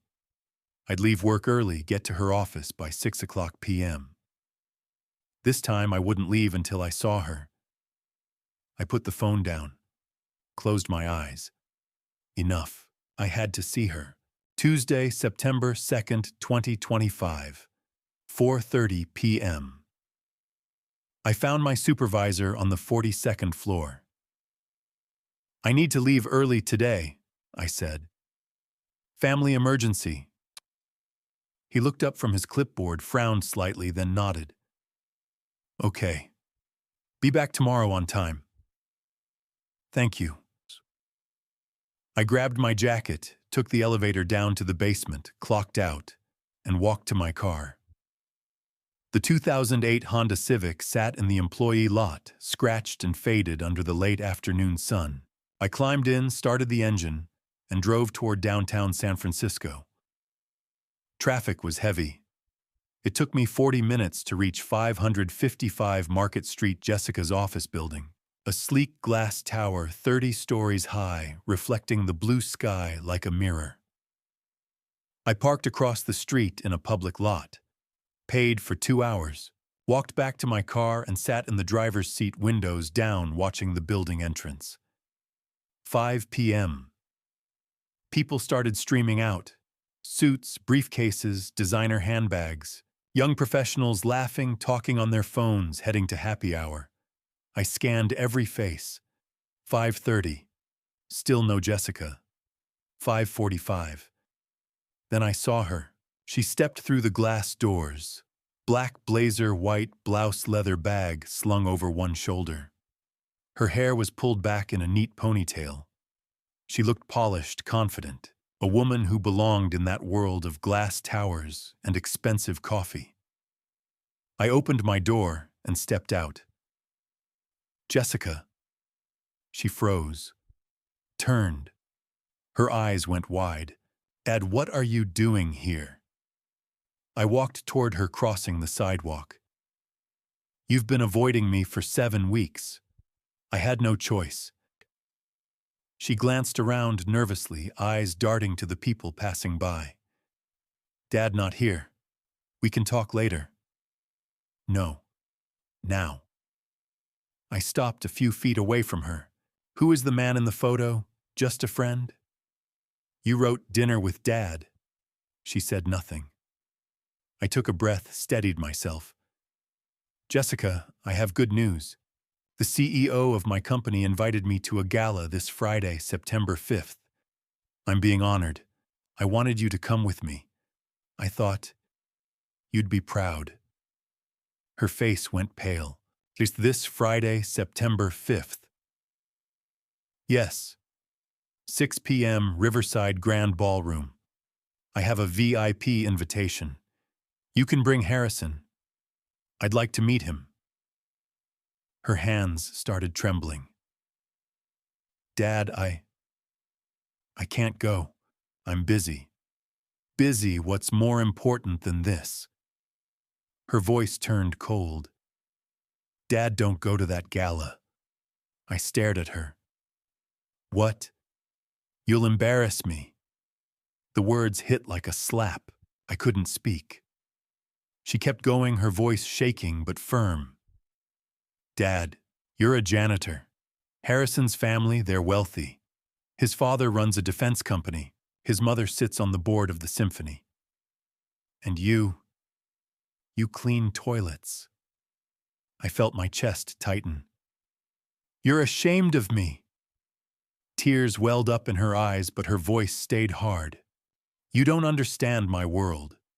Harrison and I were getting serious. His family expects a certain kind of father-in-law. And you're not that person. What about the man in the photo? That's none of your business. Did you hire someone to pretend to be me? She flinched. What? No. You're being paranoid. Then why have you been avoiding me? Why won't you let me meet Harrison? Because you don't fit in. I stood there silent, my heart breaking into pieces. She wiped her tears with the back of her hand. Dad, I love you. But please don't come to the gala. For me. I looked at her. My daughter. The little girl I'd raised since she was 3. The one I'd sent $3,000 to every month for 10 years. The one I'd dropped out of night school for so I could save enough to help with her MIT tuition. And now she was standing in front of me saying, "Don't come." What if I do? I asked quietly. She looked away. Then I won't see you anymore. The words hung in the air. I stared at her, waiting for her to take them back, to say she didn't mean it. She didn't. She turned, walked to her car, a silver Audi A4 parked in the lot behind the building. I'd helped her buy it 2 years ago, sent her an extra $5,000 when she told me she needed a reliable car for work. She got in, started the engine, drove away without looking back. I stood alone in the parking lot. 6:30 p.m. The evening air was cooling, the city lights beginning to flicker on. Around me, people hurried past, heading home, heading to dinner, heading to lives I would never be part of. I walked back to my Civic, sat in the driver's seat, gripped the steering wheel with both hands. My phone was on the passenger seat. I picked it up, opened the photo again, the one from July 13th. Jessica and the silver-haired man at Quince. Dinner with Dad. I zoomed in on his face. The expensive suit, the polished watch, the confident smile. Did you hire someone to pretend to be me? You're being paranoid. Maybe I was. Maybe I wasn't. But I knew one thing for certain. She'd lied to me. For months. Maybe years. And now she was telling me not to come to the one event where I was finally being recognized. Where people would see me as more than just a janitor. Where my daughter might see me the way I'd always hoped she would. As someone worth being proud of. I set the phone down. Stared out the windshield at the city skyline. The towers of glass and steel glowing in the fading light. Friday, September 5th. 6 p.m. I would be there. Not because I wanted to hurt her. Not because I wanted to prove a point. But because she needed to know the truth. I wasn't someone to be ashamed of. 6:45 p.m. I started the engine and drove home. Friday evening, September 5th, 2025. 6 p.m. I drove my 2008 Honda Civic along the waterfront toward Riverside Grand Ballroom. The sun was setting over the bay, casting long shadows across the city. Ahead, I could see the ballroom, a massive glass building, lit from within, glowing like a lantern against the darkening sky. The parking lot was filling up fast. Rows of sleek black sedans, Teslas, Mercedes, BMWs. Valets in red jackets stood at the entrance opening doors, greeting guests with polished smiles. I turned away from the valet line and drove to the far corner of the lot. Found a spot near the back, away from the entrance, away from the cameras and the lights. I didn't want anyone seeing my scratched, faded Civic next to those gleaming machines. I parked, turned off the engine, sat for a moment, hands on the steering wheel. I was wearing the only suit I owned, a navy blue two-piece I'd bought in 2005. It was a little tight across the shoulders now. The fabric was worn at the elbows. My tie had a small tear along the edge. I'd tried to fold it so the tear wouldn't show. My shoes were old black leather, but I'd spent an hour polishing them this morning. They were the best I had. I took a breath, got out, locked the door. 6:15 p.m. I walked toward the entrance. The closer I got, the more out of place I felt. The lobby was enormous. A crystal chandelier hung from the ceiling, 3 stories high, thousands of pieces of glass catching the light. Red carpet stretched from the doors to the ballroom entrance. Guests moved through the space in tuxedos and evening gowns, holding champagne flutes, laughing, shaking hands. I stepped inside. No one looked at me. I walked slowly, trying not to touch anything, trying to blend in. A waiter passed with a tray of champagne. I didn't take one. 6:30 p.m. I reached the ballroom entrance. 2 large doors stood open. Inside, I could see rows of round tables, 40 in total, 10 chairs each. White tablecloths, crystal glasses, gold-rimmed plates. At the front of the room was a large stage with a podium, a massive LED screen behind it, and a banner that read, "Heroes Among Us, Honoring Our Veterans." I scanned the room. The VIP tables were up front, closest to the stage. And there at the second table from the center, I saw her. Jessica. She wore a navy blue dress, sleeveless, elegant. Her hair was pulled back. She looked beautiful. Sitting beside her was a man in a black Armani suit. Tall, dark hair slicked back. Harrison Blackwell. 33 years old. I'd never seen him in person before. On Jessica's other side sat a silver-haired man in a gray Tom Ford suit. an Omega watch on his wrist. He was talking to an older man across the table, William Blackwell, I assumed. The silver-haired man. The one from the photo. That's the fake father. Jessica turned her head. Our eyes met. Her face went pale. She stood up abruptly, leaving her purse on the table, and walked quickly toward me. 6:35 p.m. She reached me, grabbed my sleeve, pulled me aside. "Dad, what are you doing here?" "I was invited," I said quietly. "VIP guest of honor." No. You have to leave, right now." "Jessica, I can't leave. Richard invited me." She glanced around, panic in her eyes. People were starting to notice. She grabbed my arm and pulled me out of the ballroom down a side hallway toward the coat check area. 6:47 p.m. The coat check room was empty. Rows of coats hung on metal racks. The air smelled like wool and perfume. Jessica turned to face me. Her hands were shaking. "Dad," she whispered. Please don't say you know me." I stared at her. "What?" "When they introduce you on stage, pretend you don't know me. Please." "Jessica, Dad Harrison is here. His parents are here. The man sitting with us, he's supposed to be my father. If you say you're my dad, everything falls apart. My relationship, my job, my life. Please." Tears started rolling down her cheeks. Her mascara was smearing.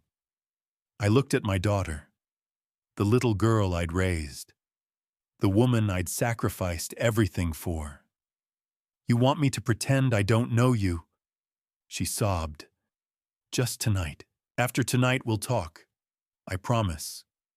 But tonight, please." I stood there in silence. 10 seconds. 20. My heart was breaking, but I nodded. "Okay?" She threw her arms around me, fast, tight, 2 seconds, then pulled away. "Thank you, Dad. I'm sorry." She turned and ran back toward the ballroom. I stood alone in the coat check room, 6:50 p.m. The coats hung silently around me, expensive fabrics, designer labels. I stared at them, feeling like I was drowning. This is the last thing she'll ever ask of me. And I said yes. 7:30 p.m. I sat alone at a table near the back of the ballroom. Not a VIP table. Richard would call me up later. From where I sat, I could see Jessica's table clearly. She was smiling now, laughing, leaning toward Harrison, touching his arm. The silver-haired man, Robert Hayes, was talking to William Blackwell, gesturing with his hands, looking every bit the confident, successful father-in-law. Jessica looked happy. No one at that table knew the truth. I looked at the stage, the banner, the LED screen, the podium where in less than an hour Richard Harmon would call my name. And when he did, everything would come to light. By 8 o'clock, everything would be clear. Comment from 1 to 10 to rate the story.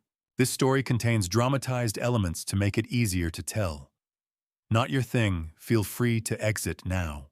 But if you're ready to witness what happens when Marcus's truth is finally exposed in front of 400 guests, stay tuned. 8 p.m. September 5th, 2025. I sat at my table near the back of the ballroom, staring at the plate in front of me. Filet mignon, perfectly cooked, garnished with rosemary and roasted vegetables. I cut a piece, put it in my mouth. I couldn't taste anything. My stomach was too tight. Suddenly the lights went out. A spotlight hit the stage. Richard Harmon stepped up to the microphone. He wore a black tuxedo, perfectly tailored. His voice echoed through the ballroom. "Good evening, everyone. Thank you for joining us tonight for Heroes Among Us, our annual gala supporting veterans in our community. Tonight, we've raised over $200,000. The crowd applauded. I set my fork down, hands trembling. 3 days ago, I'd sat in Richard's office on the 47th floor. He'd asked me to accept this honor at the gala. I'd said yes. Then I'd told him everything. The portfolio, the donations, the 30 years of silent investing. He'd stared at me for a full minute, speechless. "Why didn't you ever say anything?" he'd finally asked. "Because it didn't matter," I'd said. "But now, my daughter needs to know. She thinks I'm just a janitor. She's ashamed of me. I need her to see the truth." Richard had leaned forward, his expression intense. "Then let me tell them. Let me tell everyone." I'd nodded. "Please." Now standing under the spotlight, Richard waited for the applause to fade, then continued. "But tonight isn't just about money. It's about gratitude. 21 years ago in Fallujah, Iraq, a man saved my life. And tonight I want to introduce him to you." He pointed toward me. "Marcus Thompson, would you please come to the stage?" 400 heads turned in my direction. I stood. My legs felt like they might give out. I walked down the aisle between the tables. Faces watched me, curious, polite, indifferent. The spotlight followed me, blinding.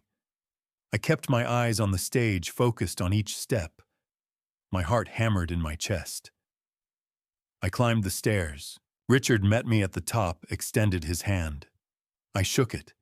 His grip was firm, reassuring.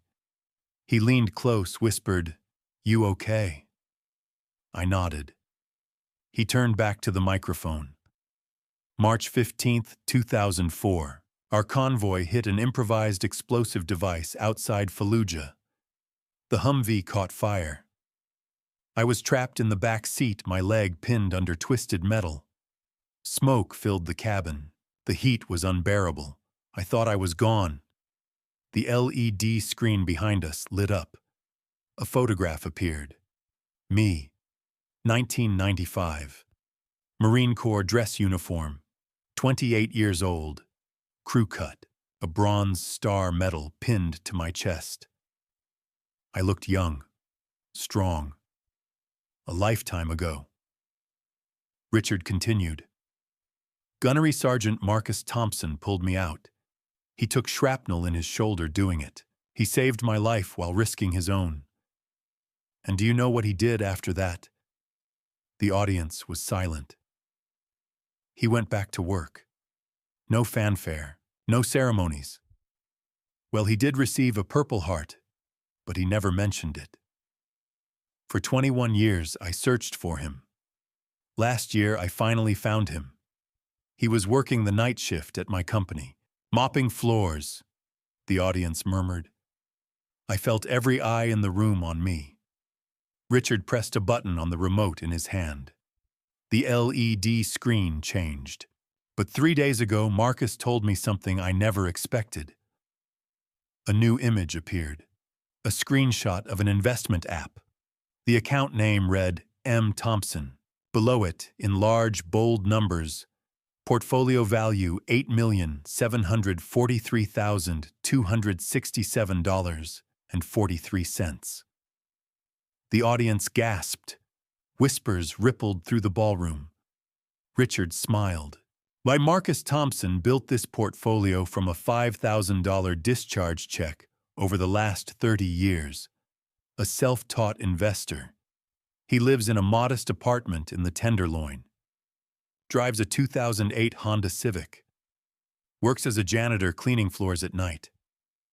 Why? Because he's humble. Because he doesn't need money to define who he is. He paused, letting the words sink in. And do you know what else Marcus told me? The screen changed again.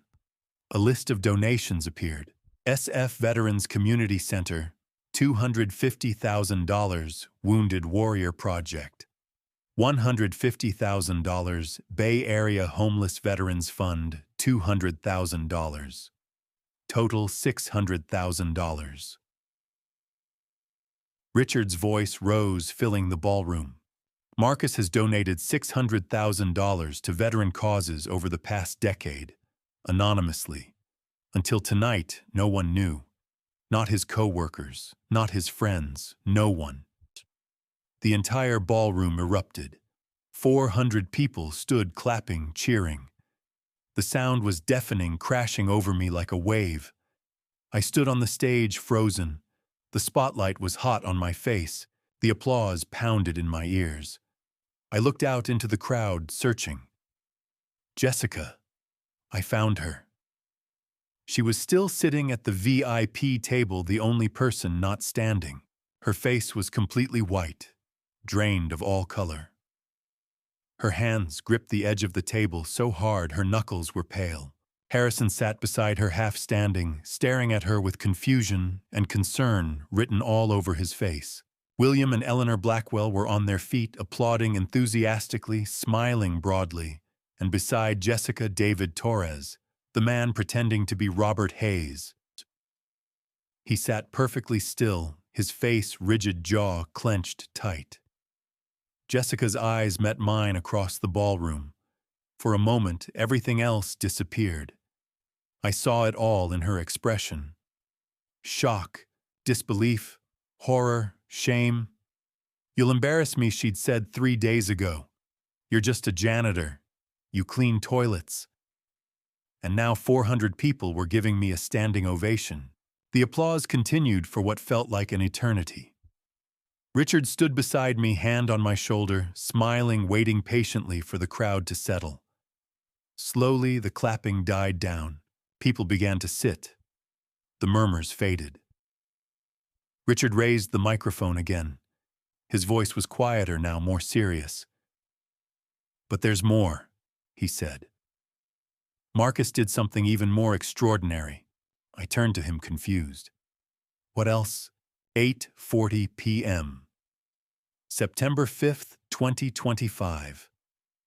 I stood on the stage, still dazed from the applause, trying to process what had just happened. Richard turned to me, his expression softer now. Marcus," he said into the microphone, "you did something even more extraordinary for your daughter." I blinked. Daughter? I hadn't told Richard about Jessica. How did he know? Richard smiled gently. "When I found you, I ran a background check. I hope you don't mind. You have a daughter, Jessica Thompson, 29 years old, graduated from MIT in 2018. The LED screen behind us changed. A photograph appeared. Jessica in her MIT graduation robes, black cap, gold honor cords draped around her neck. She was smiling, bright, proud, full of hope. The audience applauded warmly.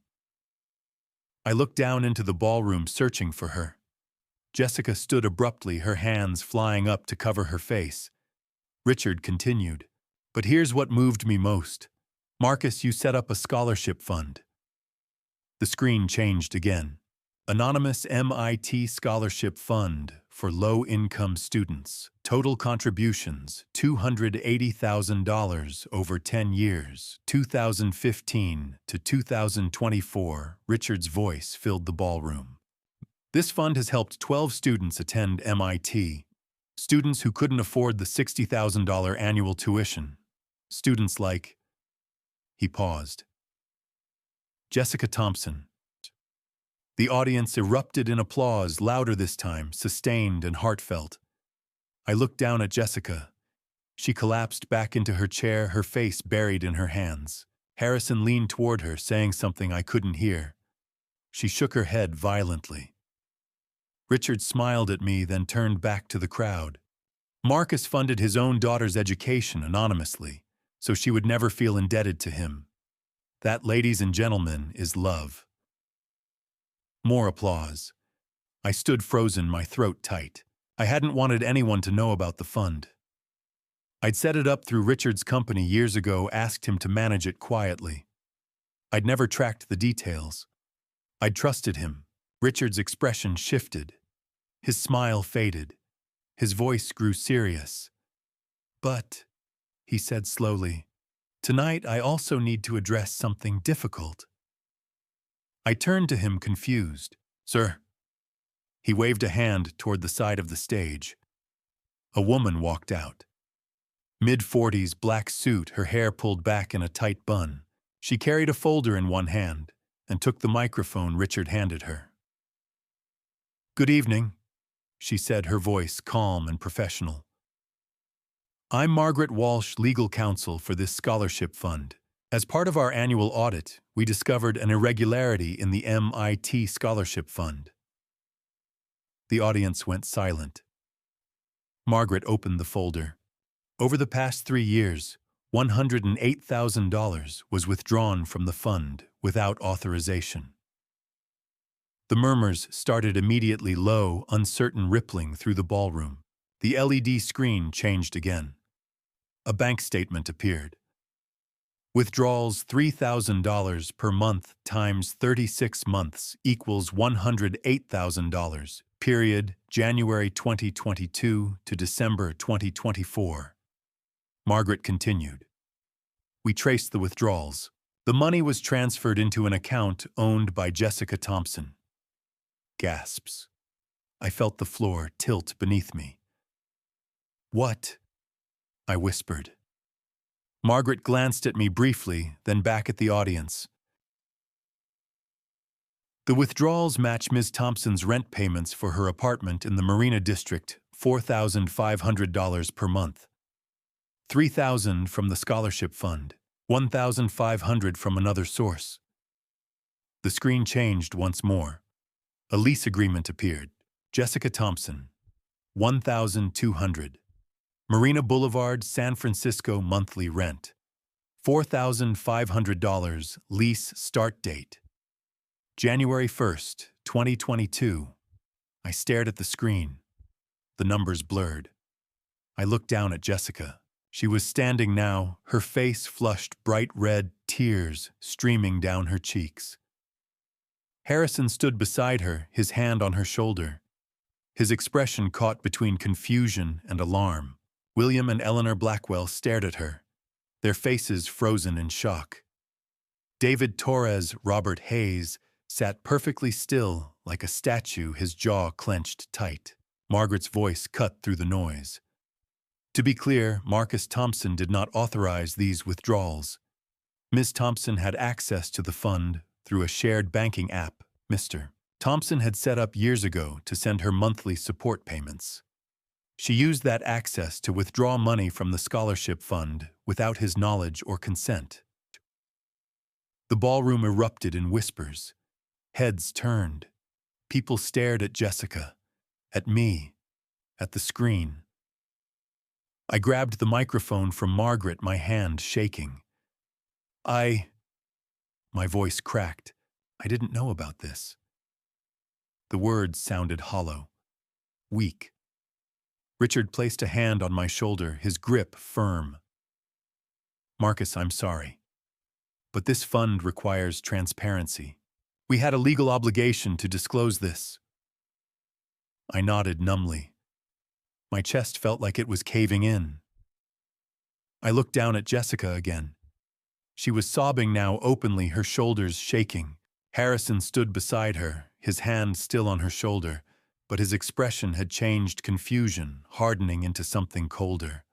William and Eleanor whispered to each other, their faces pale. David Torres didn't move. The audience buzzed with conversation, shock, judgment, pity, curiosity. I stood on the stage, my legs like lead, watching my daughter cry. She stole from the fund, from the scholarship I set up to help students like her, from the money I'd saved for 30 years. She stole from me, 9 p.m. Suddenly, William Blackwell stood up at the VIP table. He stepped away from his seat, walked toward the stage, his eyes locked on me. He pointed directly at me. "Wait!" he said loudly, his voice cutting through the noise. I know that face. 9 p.m. September 5th, 2025.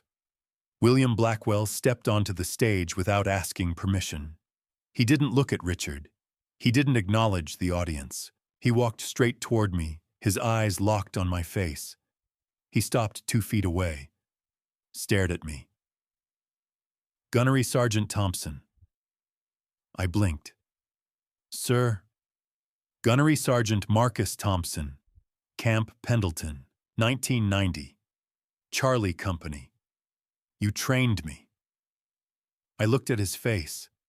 Silver hair, strong jaw, something familiar in his eyes. And then I remembered. Private Blackwell. He smiled. His eyes were red wet. Yes, sir. He turned to the audience, took the microphone from Richard's hand. Ladies and gentlemen, he said, his voice steady and loud. This man standing here is the reason I'm alive. Not just in Fallujah. Before that, in 1990. I was 18 years old, an arrogant kid. Thought I was tough. Gunnery Sergeant Thompson was my drill instructor at Camp Pendleton. He broke me down. Then he built me back up. He taught me discipline, honor, courage, everything I am today. CEO, father, veteran, I owe to this man. The audience applauded. Not polite applause, real, sustained applause. William turned back to me, extended his hand. I shook it. Then he pulled me into a tight military hug, the kind you give a brother. He whispered in my ear. Thank you, Gunny, I whispered back. You made me proud, son. He released me, stepped back. Then he turned toward the ballroom, his eyes scanning the VIP table. He pointed. Who the hell are you? The audience went silent. David Torres stood slowly. His face was pale. William's voice was ice. Jessica introduced you as her father, Robert Hayes, Napa real estate investor. But Marcus Thompson is standing right here. So who are you? David said nothing. 5 seconds passed. Then quietly, I'm an actor. Gasps rippled through the ballroom. William walked off the stage, down the stairs, straight to the VIP table. Say that again. David's voice shook. My name is David Torres. I'm an actor. Jessica hired me. William turned to Jessica. She was sitting, her face streaked with tears, her hands trembling. You hired a fake father. Jessica opened her mouth. No words came out. Harrison stood beside her. His face was a mask of shock and disbelief. Jessica, he said slowly. What is this? Jessica looked up at him, her voice breaking. Harrison, I can explain. You hired an actor to pretend to be your dad. His voice rose. While your real father is a hero, a millionaire, and you... He stopped, his face twisting. You stole from him. I didn't steal. You took $108,000 from a scholarship fund, your father's fund, to pay for an apartment you couldn't afford, and you lied to me. You lied to my family. For months. Jessica's face crumpled. She covered her mouth with her hands, sobbing. William's voice cut through the noise, cold and sharp. Jessica, my father was a Marine. I'm a Marine. Marcus Thompson is a hero who trained me, who saved Richard, who donated $600,000 to veterans, who funded 12 kids through MIT. And you replaced him with a $10,000 actor because you were ashamed he's a janitor. Jessica sat down hard, her face buried in her hands. Her shoulders shook. Eleanor Blackwell stood, Harrison's mother, 51 years old. She looked at Jessica, shook her head slowly, then turned and walked out of the ballroom. Harrison looked at Jessica one last time. His expression was cold, distant. I can't. He paused. I can't continue this. He turned and followed his mother. William walked back to the stage, reached into the inside pocket of his tuxedo, and pulled out a checkbook. He wrote quickly, tore off the check, and handed it to me. "Gunnery Sergeant Thompson, this is for your service, for your sacrifice, for everything." I looked down. The check was made out for $1 million, signed William Blackwell. I stared at it, shook my head. "Sir, I can't accept this." "You can, and you will. Consider it a thank you 35 years overdue." He shook my hand firmly, turned back to the audience. "This," he said, his voice ringing through the ballroom, "is a real man. Not that fake garbage we just saw." He walked off the stage and left. The ballroom was silent. I stood there holding the check. $1 million. The number didn't feel real. I looked down at the VIP table. Jessica sat alone. David Torres was gone. The table was empty, 4 chairs abandoned. People stared at me, at her, at the empty seats. No one spoke. No one moved. 9:30 p.m. Richard stepped beside me, leaned close, and whispered, "Marcus, you should go." I nodded. I folded the check, put it in my jacket pocket, and walked off the stage through the back exit. I didn't look back. Friday night, September 5th, 2025. 10 p.m. I drove my Civic home through empty streets. The city was quiet. I parked in my usual spot, climbed the stairs to my apartment, unlocked the door, and walked inside. I pulled the check from my jacket pocket. $1 million. William Blackwell's signature at the bottom. I set it on the kitchen table. Then I sat down in the dark. I didn't turn on the lights. I just sat there staring at the check in the dim glow from the street lamp outside my window. I couldn't sleep. I lay in bed, eyes open, staring at the ceiling. Every time I closed my eyes, I saw her face. Jessica, sitting alone at that empty VIP table, crying. Mascara streaking down her cheeks. 3 a.m., Saturday, September 6th. I picked up my phone, 47 missed calls. All from Jessica, 23 text messages. "Dad, I'm sorry. Please pick up. I can explain. Dad, please. I know I messed up. Please talk to me. Dad, I'm begging you." On and on. 19 more messages just like that. I set the phone down. I didn't reply. Over the next few weeks, I learned what happened to her. Some of it I saw on the news. Some of it I heard from Ray Martinez, a 75-year-old veteran I knew from the Veterans Community Center. Some of it I found out by accident. Saturday, September 6th. 9 a.m., Ray called me. "Marcus, you need to see this." A video had been posted on social media. Someone at the gala had recorded the whole thing secretly from the back of the ballroom. The title read, "Daughter hires fake father, steals $108,000 from real hero dad." It had already gone viral. Sunday, September 7th, 11 a.m. I was sitting in my apartment when I saw it on the local news, KRON4. A reporter stood outside Jessica's office building. San Francisco marketing director Jessica Thompson is at the center of a charity gala scandal, the reporter said. Thompson allegedly hired an actor to impersonate her father, while her real father, a decorated Marine veteran, stood on stage just feet away. Jessica's photo appeared on the screen, her professional headshot, smiling, confident. I turned off the TV. Tuesday, September 9th, 3 p.m. Ray called again.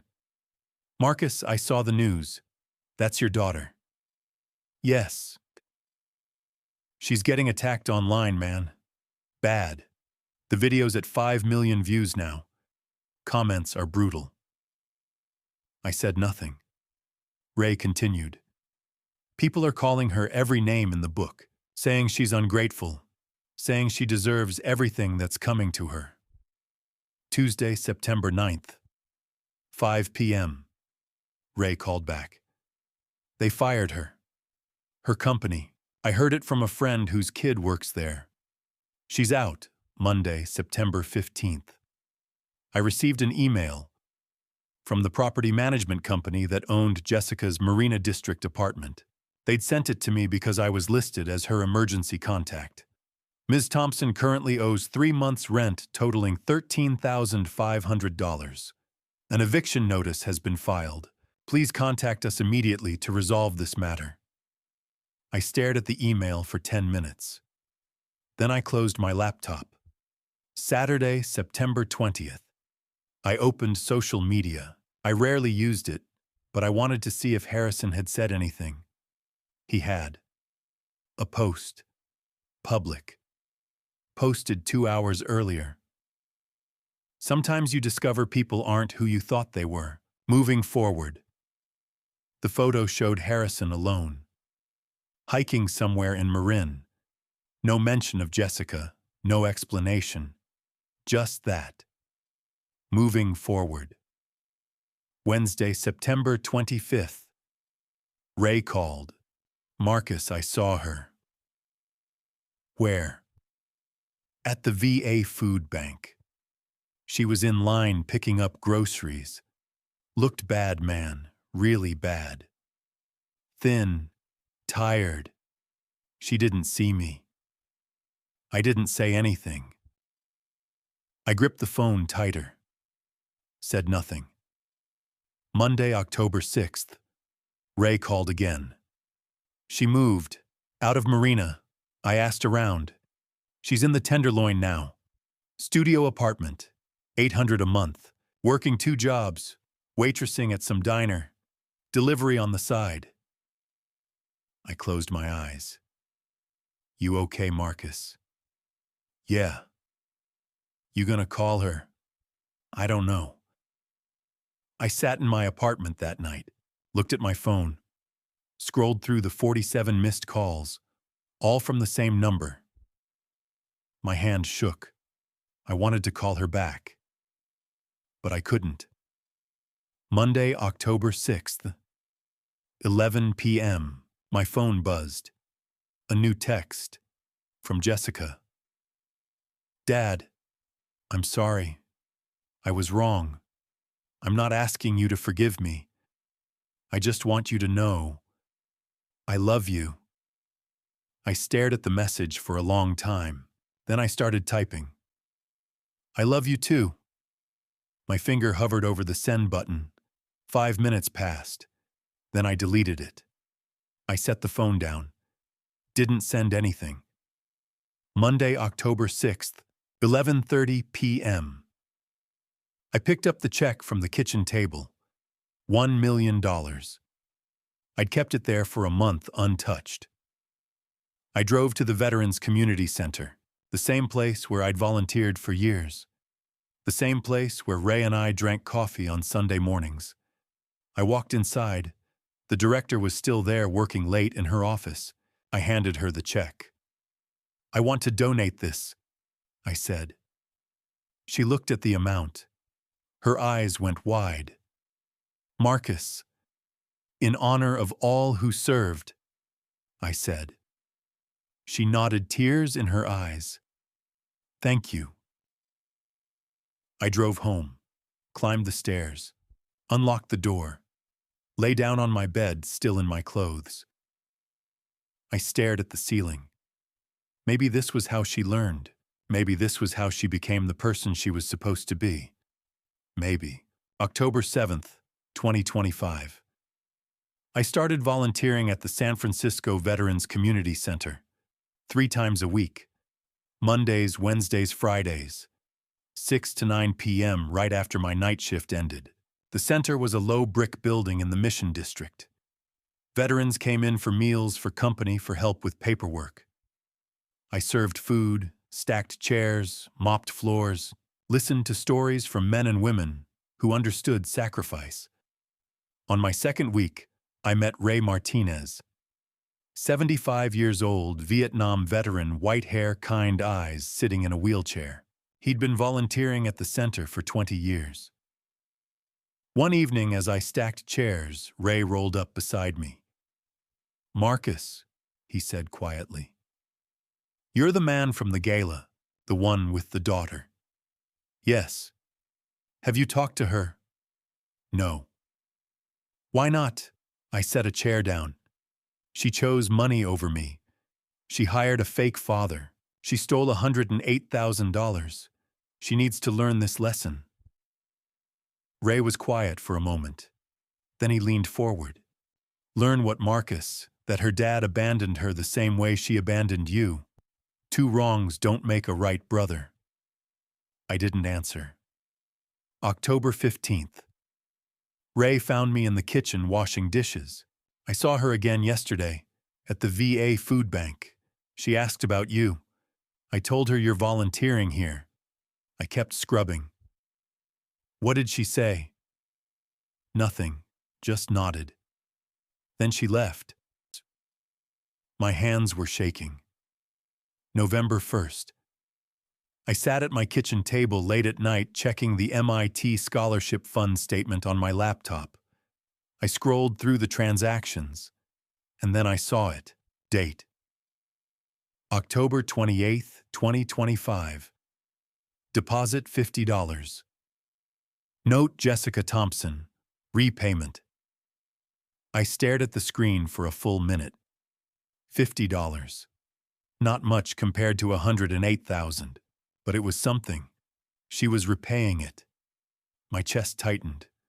I closed the laptop, sat in the dark.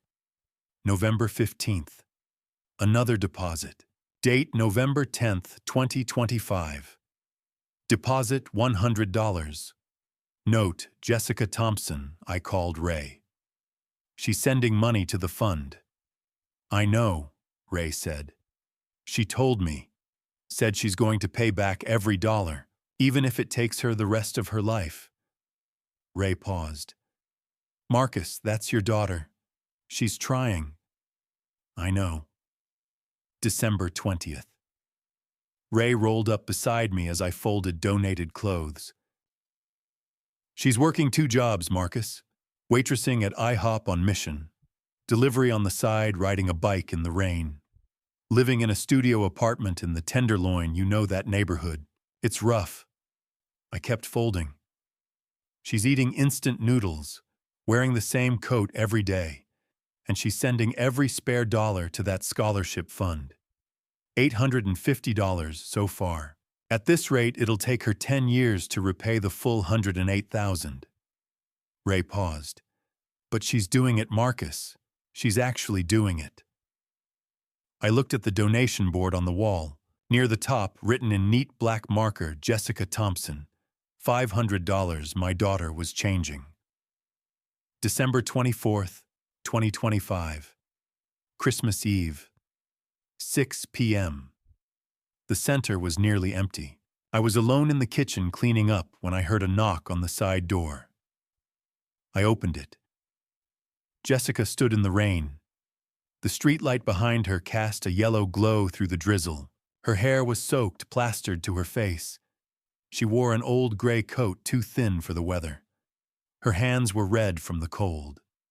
She'd lost weight, 15 pounds, maybe more. Her eyes were red and swollen. "Jessica." She looked up at me. "Dad, I don't know where else to go." I stood there, one hand on the doorframe. She took a shaky breath. Tears streamed down her face, mixing with the rain. "I'm not asking you to forgive me. I know I was wrong. I was ashamed of you. I hired a stranger to pretend to be my father. I took your money you saved for students who needed it. I lied to everyone. I'm the worst person in the world." Her voice cracked. She was trembling, and then she dropped to her knees, right there on the wet pavement. Her knees hit the concrete. The rain soaked through her jeans. But I want you to know. She could barely get the words out. I love you. Even if you never forgive me, I still love you. I always have. I looked down at her. My daughter. The little girl I'd raised since she was 3 years old. The photo I'd carried in my wallet for 26 years. Now kneeling at my feet in the rain. I stepped outside. The cold rain soaked through my shirt. I bent down, took her trembling hands in mine, and pulled her to her feet. Then I wrapped my arms around her and held her as tight as I could. "Stand up, sweetheart," I whispered. "I never want to see you kneel. Not to me, not to anyone." She collapsed against me, sobbing into my shoulder. Her whole body shook. "I'm sorry, Dad. I'm so sorry." I held her tighter. I know. Behind me, I heard the soft sound of wheels on tile. Ray sat in his wheelchair at the doorway watching us. He wiped his eyes with the back of his hand and smiled. December 25th to December 31st. Jessica started volunteering at the center with me. Twice a week, Tuesdays and Thursdays. We didn't talk much at first. We just worked side by side, serving food to veterans who came in for dinner, cleaning tables, washing dishes, sitting with the older men and women listening to their stories. One evening, a Vietnam vet named Frank asked Jessica, "You Marcus's daughter?" She nodded. "Yes, sir." Frank smiled. "Your old man's a good guy. Saved a lot of lives over in Iraq. You should be proud of him." Jessica glanced at me across the room. Our eyes met. She smiled, small, tentative, but real. "I am," she said quietly. "I really am." On December 28th, as we were locking up the center, I asked her, "Do you need money?" She shook her head immediately. "No, Dad. I have to do this myself. I need to earn it back. All of it." I nodded. December 31st, 2025, 11:50 p.m. We sat on the rooftop of Jessica's studio building in the Tenderloin, 6th floor. The roof was flat, covered in old tar paper and gravel. A rusted metal railing ran along the edge. From here, we could see the downtown skyline, the Transamerica Pyramid, the Salesforce Tower, the Bay Bridge lights stretching across the water. In the distance, over the Embarcadero, fireworks were starting to bloom. Red, gold, green, bursting in silence before the sound reached us a second later. Jessica sat beside me, wrapped in a blanket, her breath misted in the cold air. "Dad," she said quietly, "I'm going to repay all of it. All $108,000, even if it takes me 10 years. I know you will." She was quiet for a moment, watching the fireworks. Then she turned to me. "Can I ask you something?" "Go ahead." "Why didn't you ever tell me you were rich?" I looked out at the city, the lights, the fireworks painting the sky. "Because I wanted you to love me for who I am," I said. "Not for what I have." She started crying. Quiet tears. "I failed that test, didn't I?" I put my arm around her shoulders, pulled her close. "You did," I said honestly. "But now you're taking it again, and this time you'll pass." My phone screen lit up. 11:59 p.m., December 31st, 2025. The fireworks exploded in massive bursts of red and gold over the bay, reflecting off the water like a second sky. I thought, this isn't the end. This is the beginning. I kept my arm around Jessica's shoulders. She leaned against me, her head resting on my shoulder, watching the fireworks light up the night. My daughter had lost everything. Her job, her apartment, her fiancé, her reputation, her pride. But she was finding something more important. herself. And I would be here. Always. Looking back at my story, I see a painful truth. Family betrayal cuts deeper than any wound. When Jessica hired that actor, she didn't just reject me. She rejected everything I'd sacrificed for 26 years. But here's what I learned. Shame is a poison that destroys from within. My daughter was so consumed by shame that she couldn't see the love standing right in front of her. If you're reading grandpa stories like mine looking for wisdom, here's mine. Don't let pride or shame blind you to what truly matters. Don't measure your worth or anyone else's by job titles, bank accounts, or zip codes. I was a janitor with $8 million, but that never mattered to me. What mattered was being a father. And Jessica nearly lost that forever because she valued appearances over authenticity. Family betrayal taught me this: forgiveness isn't about forgetting. It's about giving someone the chance to become who they're meant to be. Jessica knelt in the rain on Christmas Eve, not because I demanded it, but because she'd finally understood the weight of her choices. That moment pulling her to her feet was when I chose love over anger. The Bible says love covers a multitude of sins. God gave us the capacity to forgive because He knows we're all broken. Jessica was broken by shame. I was broken by rejection. But together, through humility and accountability, we're rebuilding something real. So here's my advice: don't be like my daughter was. Don't trade authenticity for acceptance. Don't hide your family because they don't fit someone else's expectations. And don't wait until you've lost everything to realize what you had. Grandpa stories like mine aren't just cautionary tales. They're blueprints for redemption. Family betrayal doesn't have to be the end. Sometimes it's where the real story begins. Thank you for walking with me through this journey. I'd love to hear your thoughts. Drop a comment sharing what you'd do if you found yourself in Marcus's shoes or in Jessica's. How would you handle a moment like the coat check scene or the Christmas Eve confrontation? Your perspective matters to me. If this story resonated with you, please consider subscribing to the channel so you won't miss future narratives exploring the complexities of family betrayal, resilience, and second chances among grandpa stories that carry life lessons. A gentle reminder: while inspired by real-world themes of class struggle, shame, and reconciliation, certain elements have been dramatized for storytelling purposes.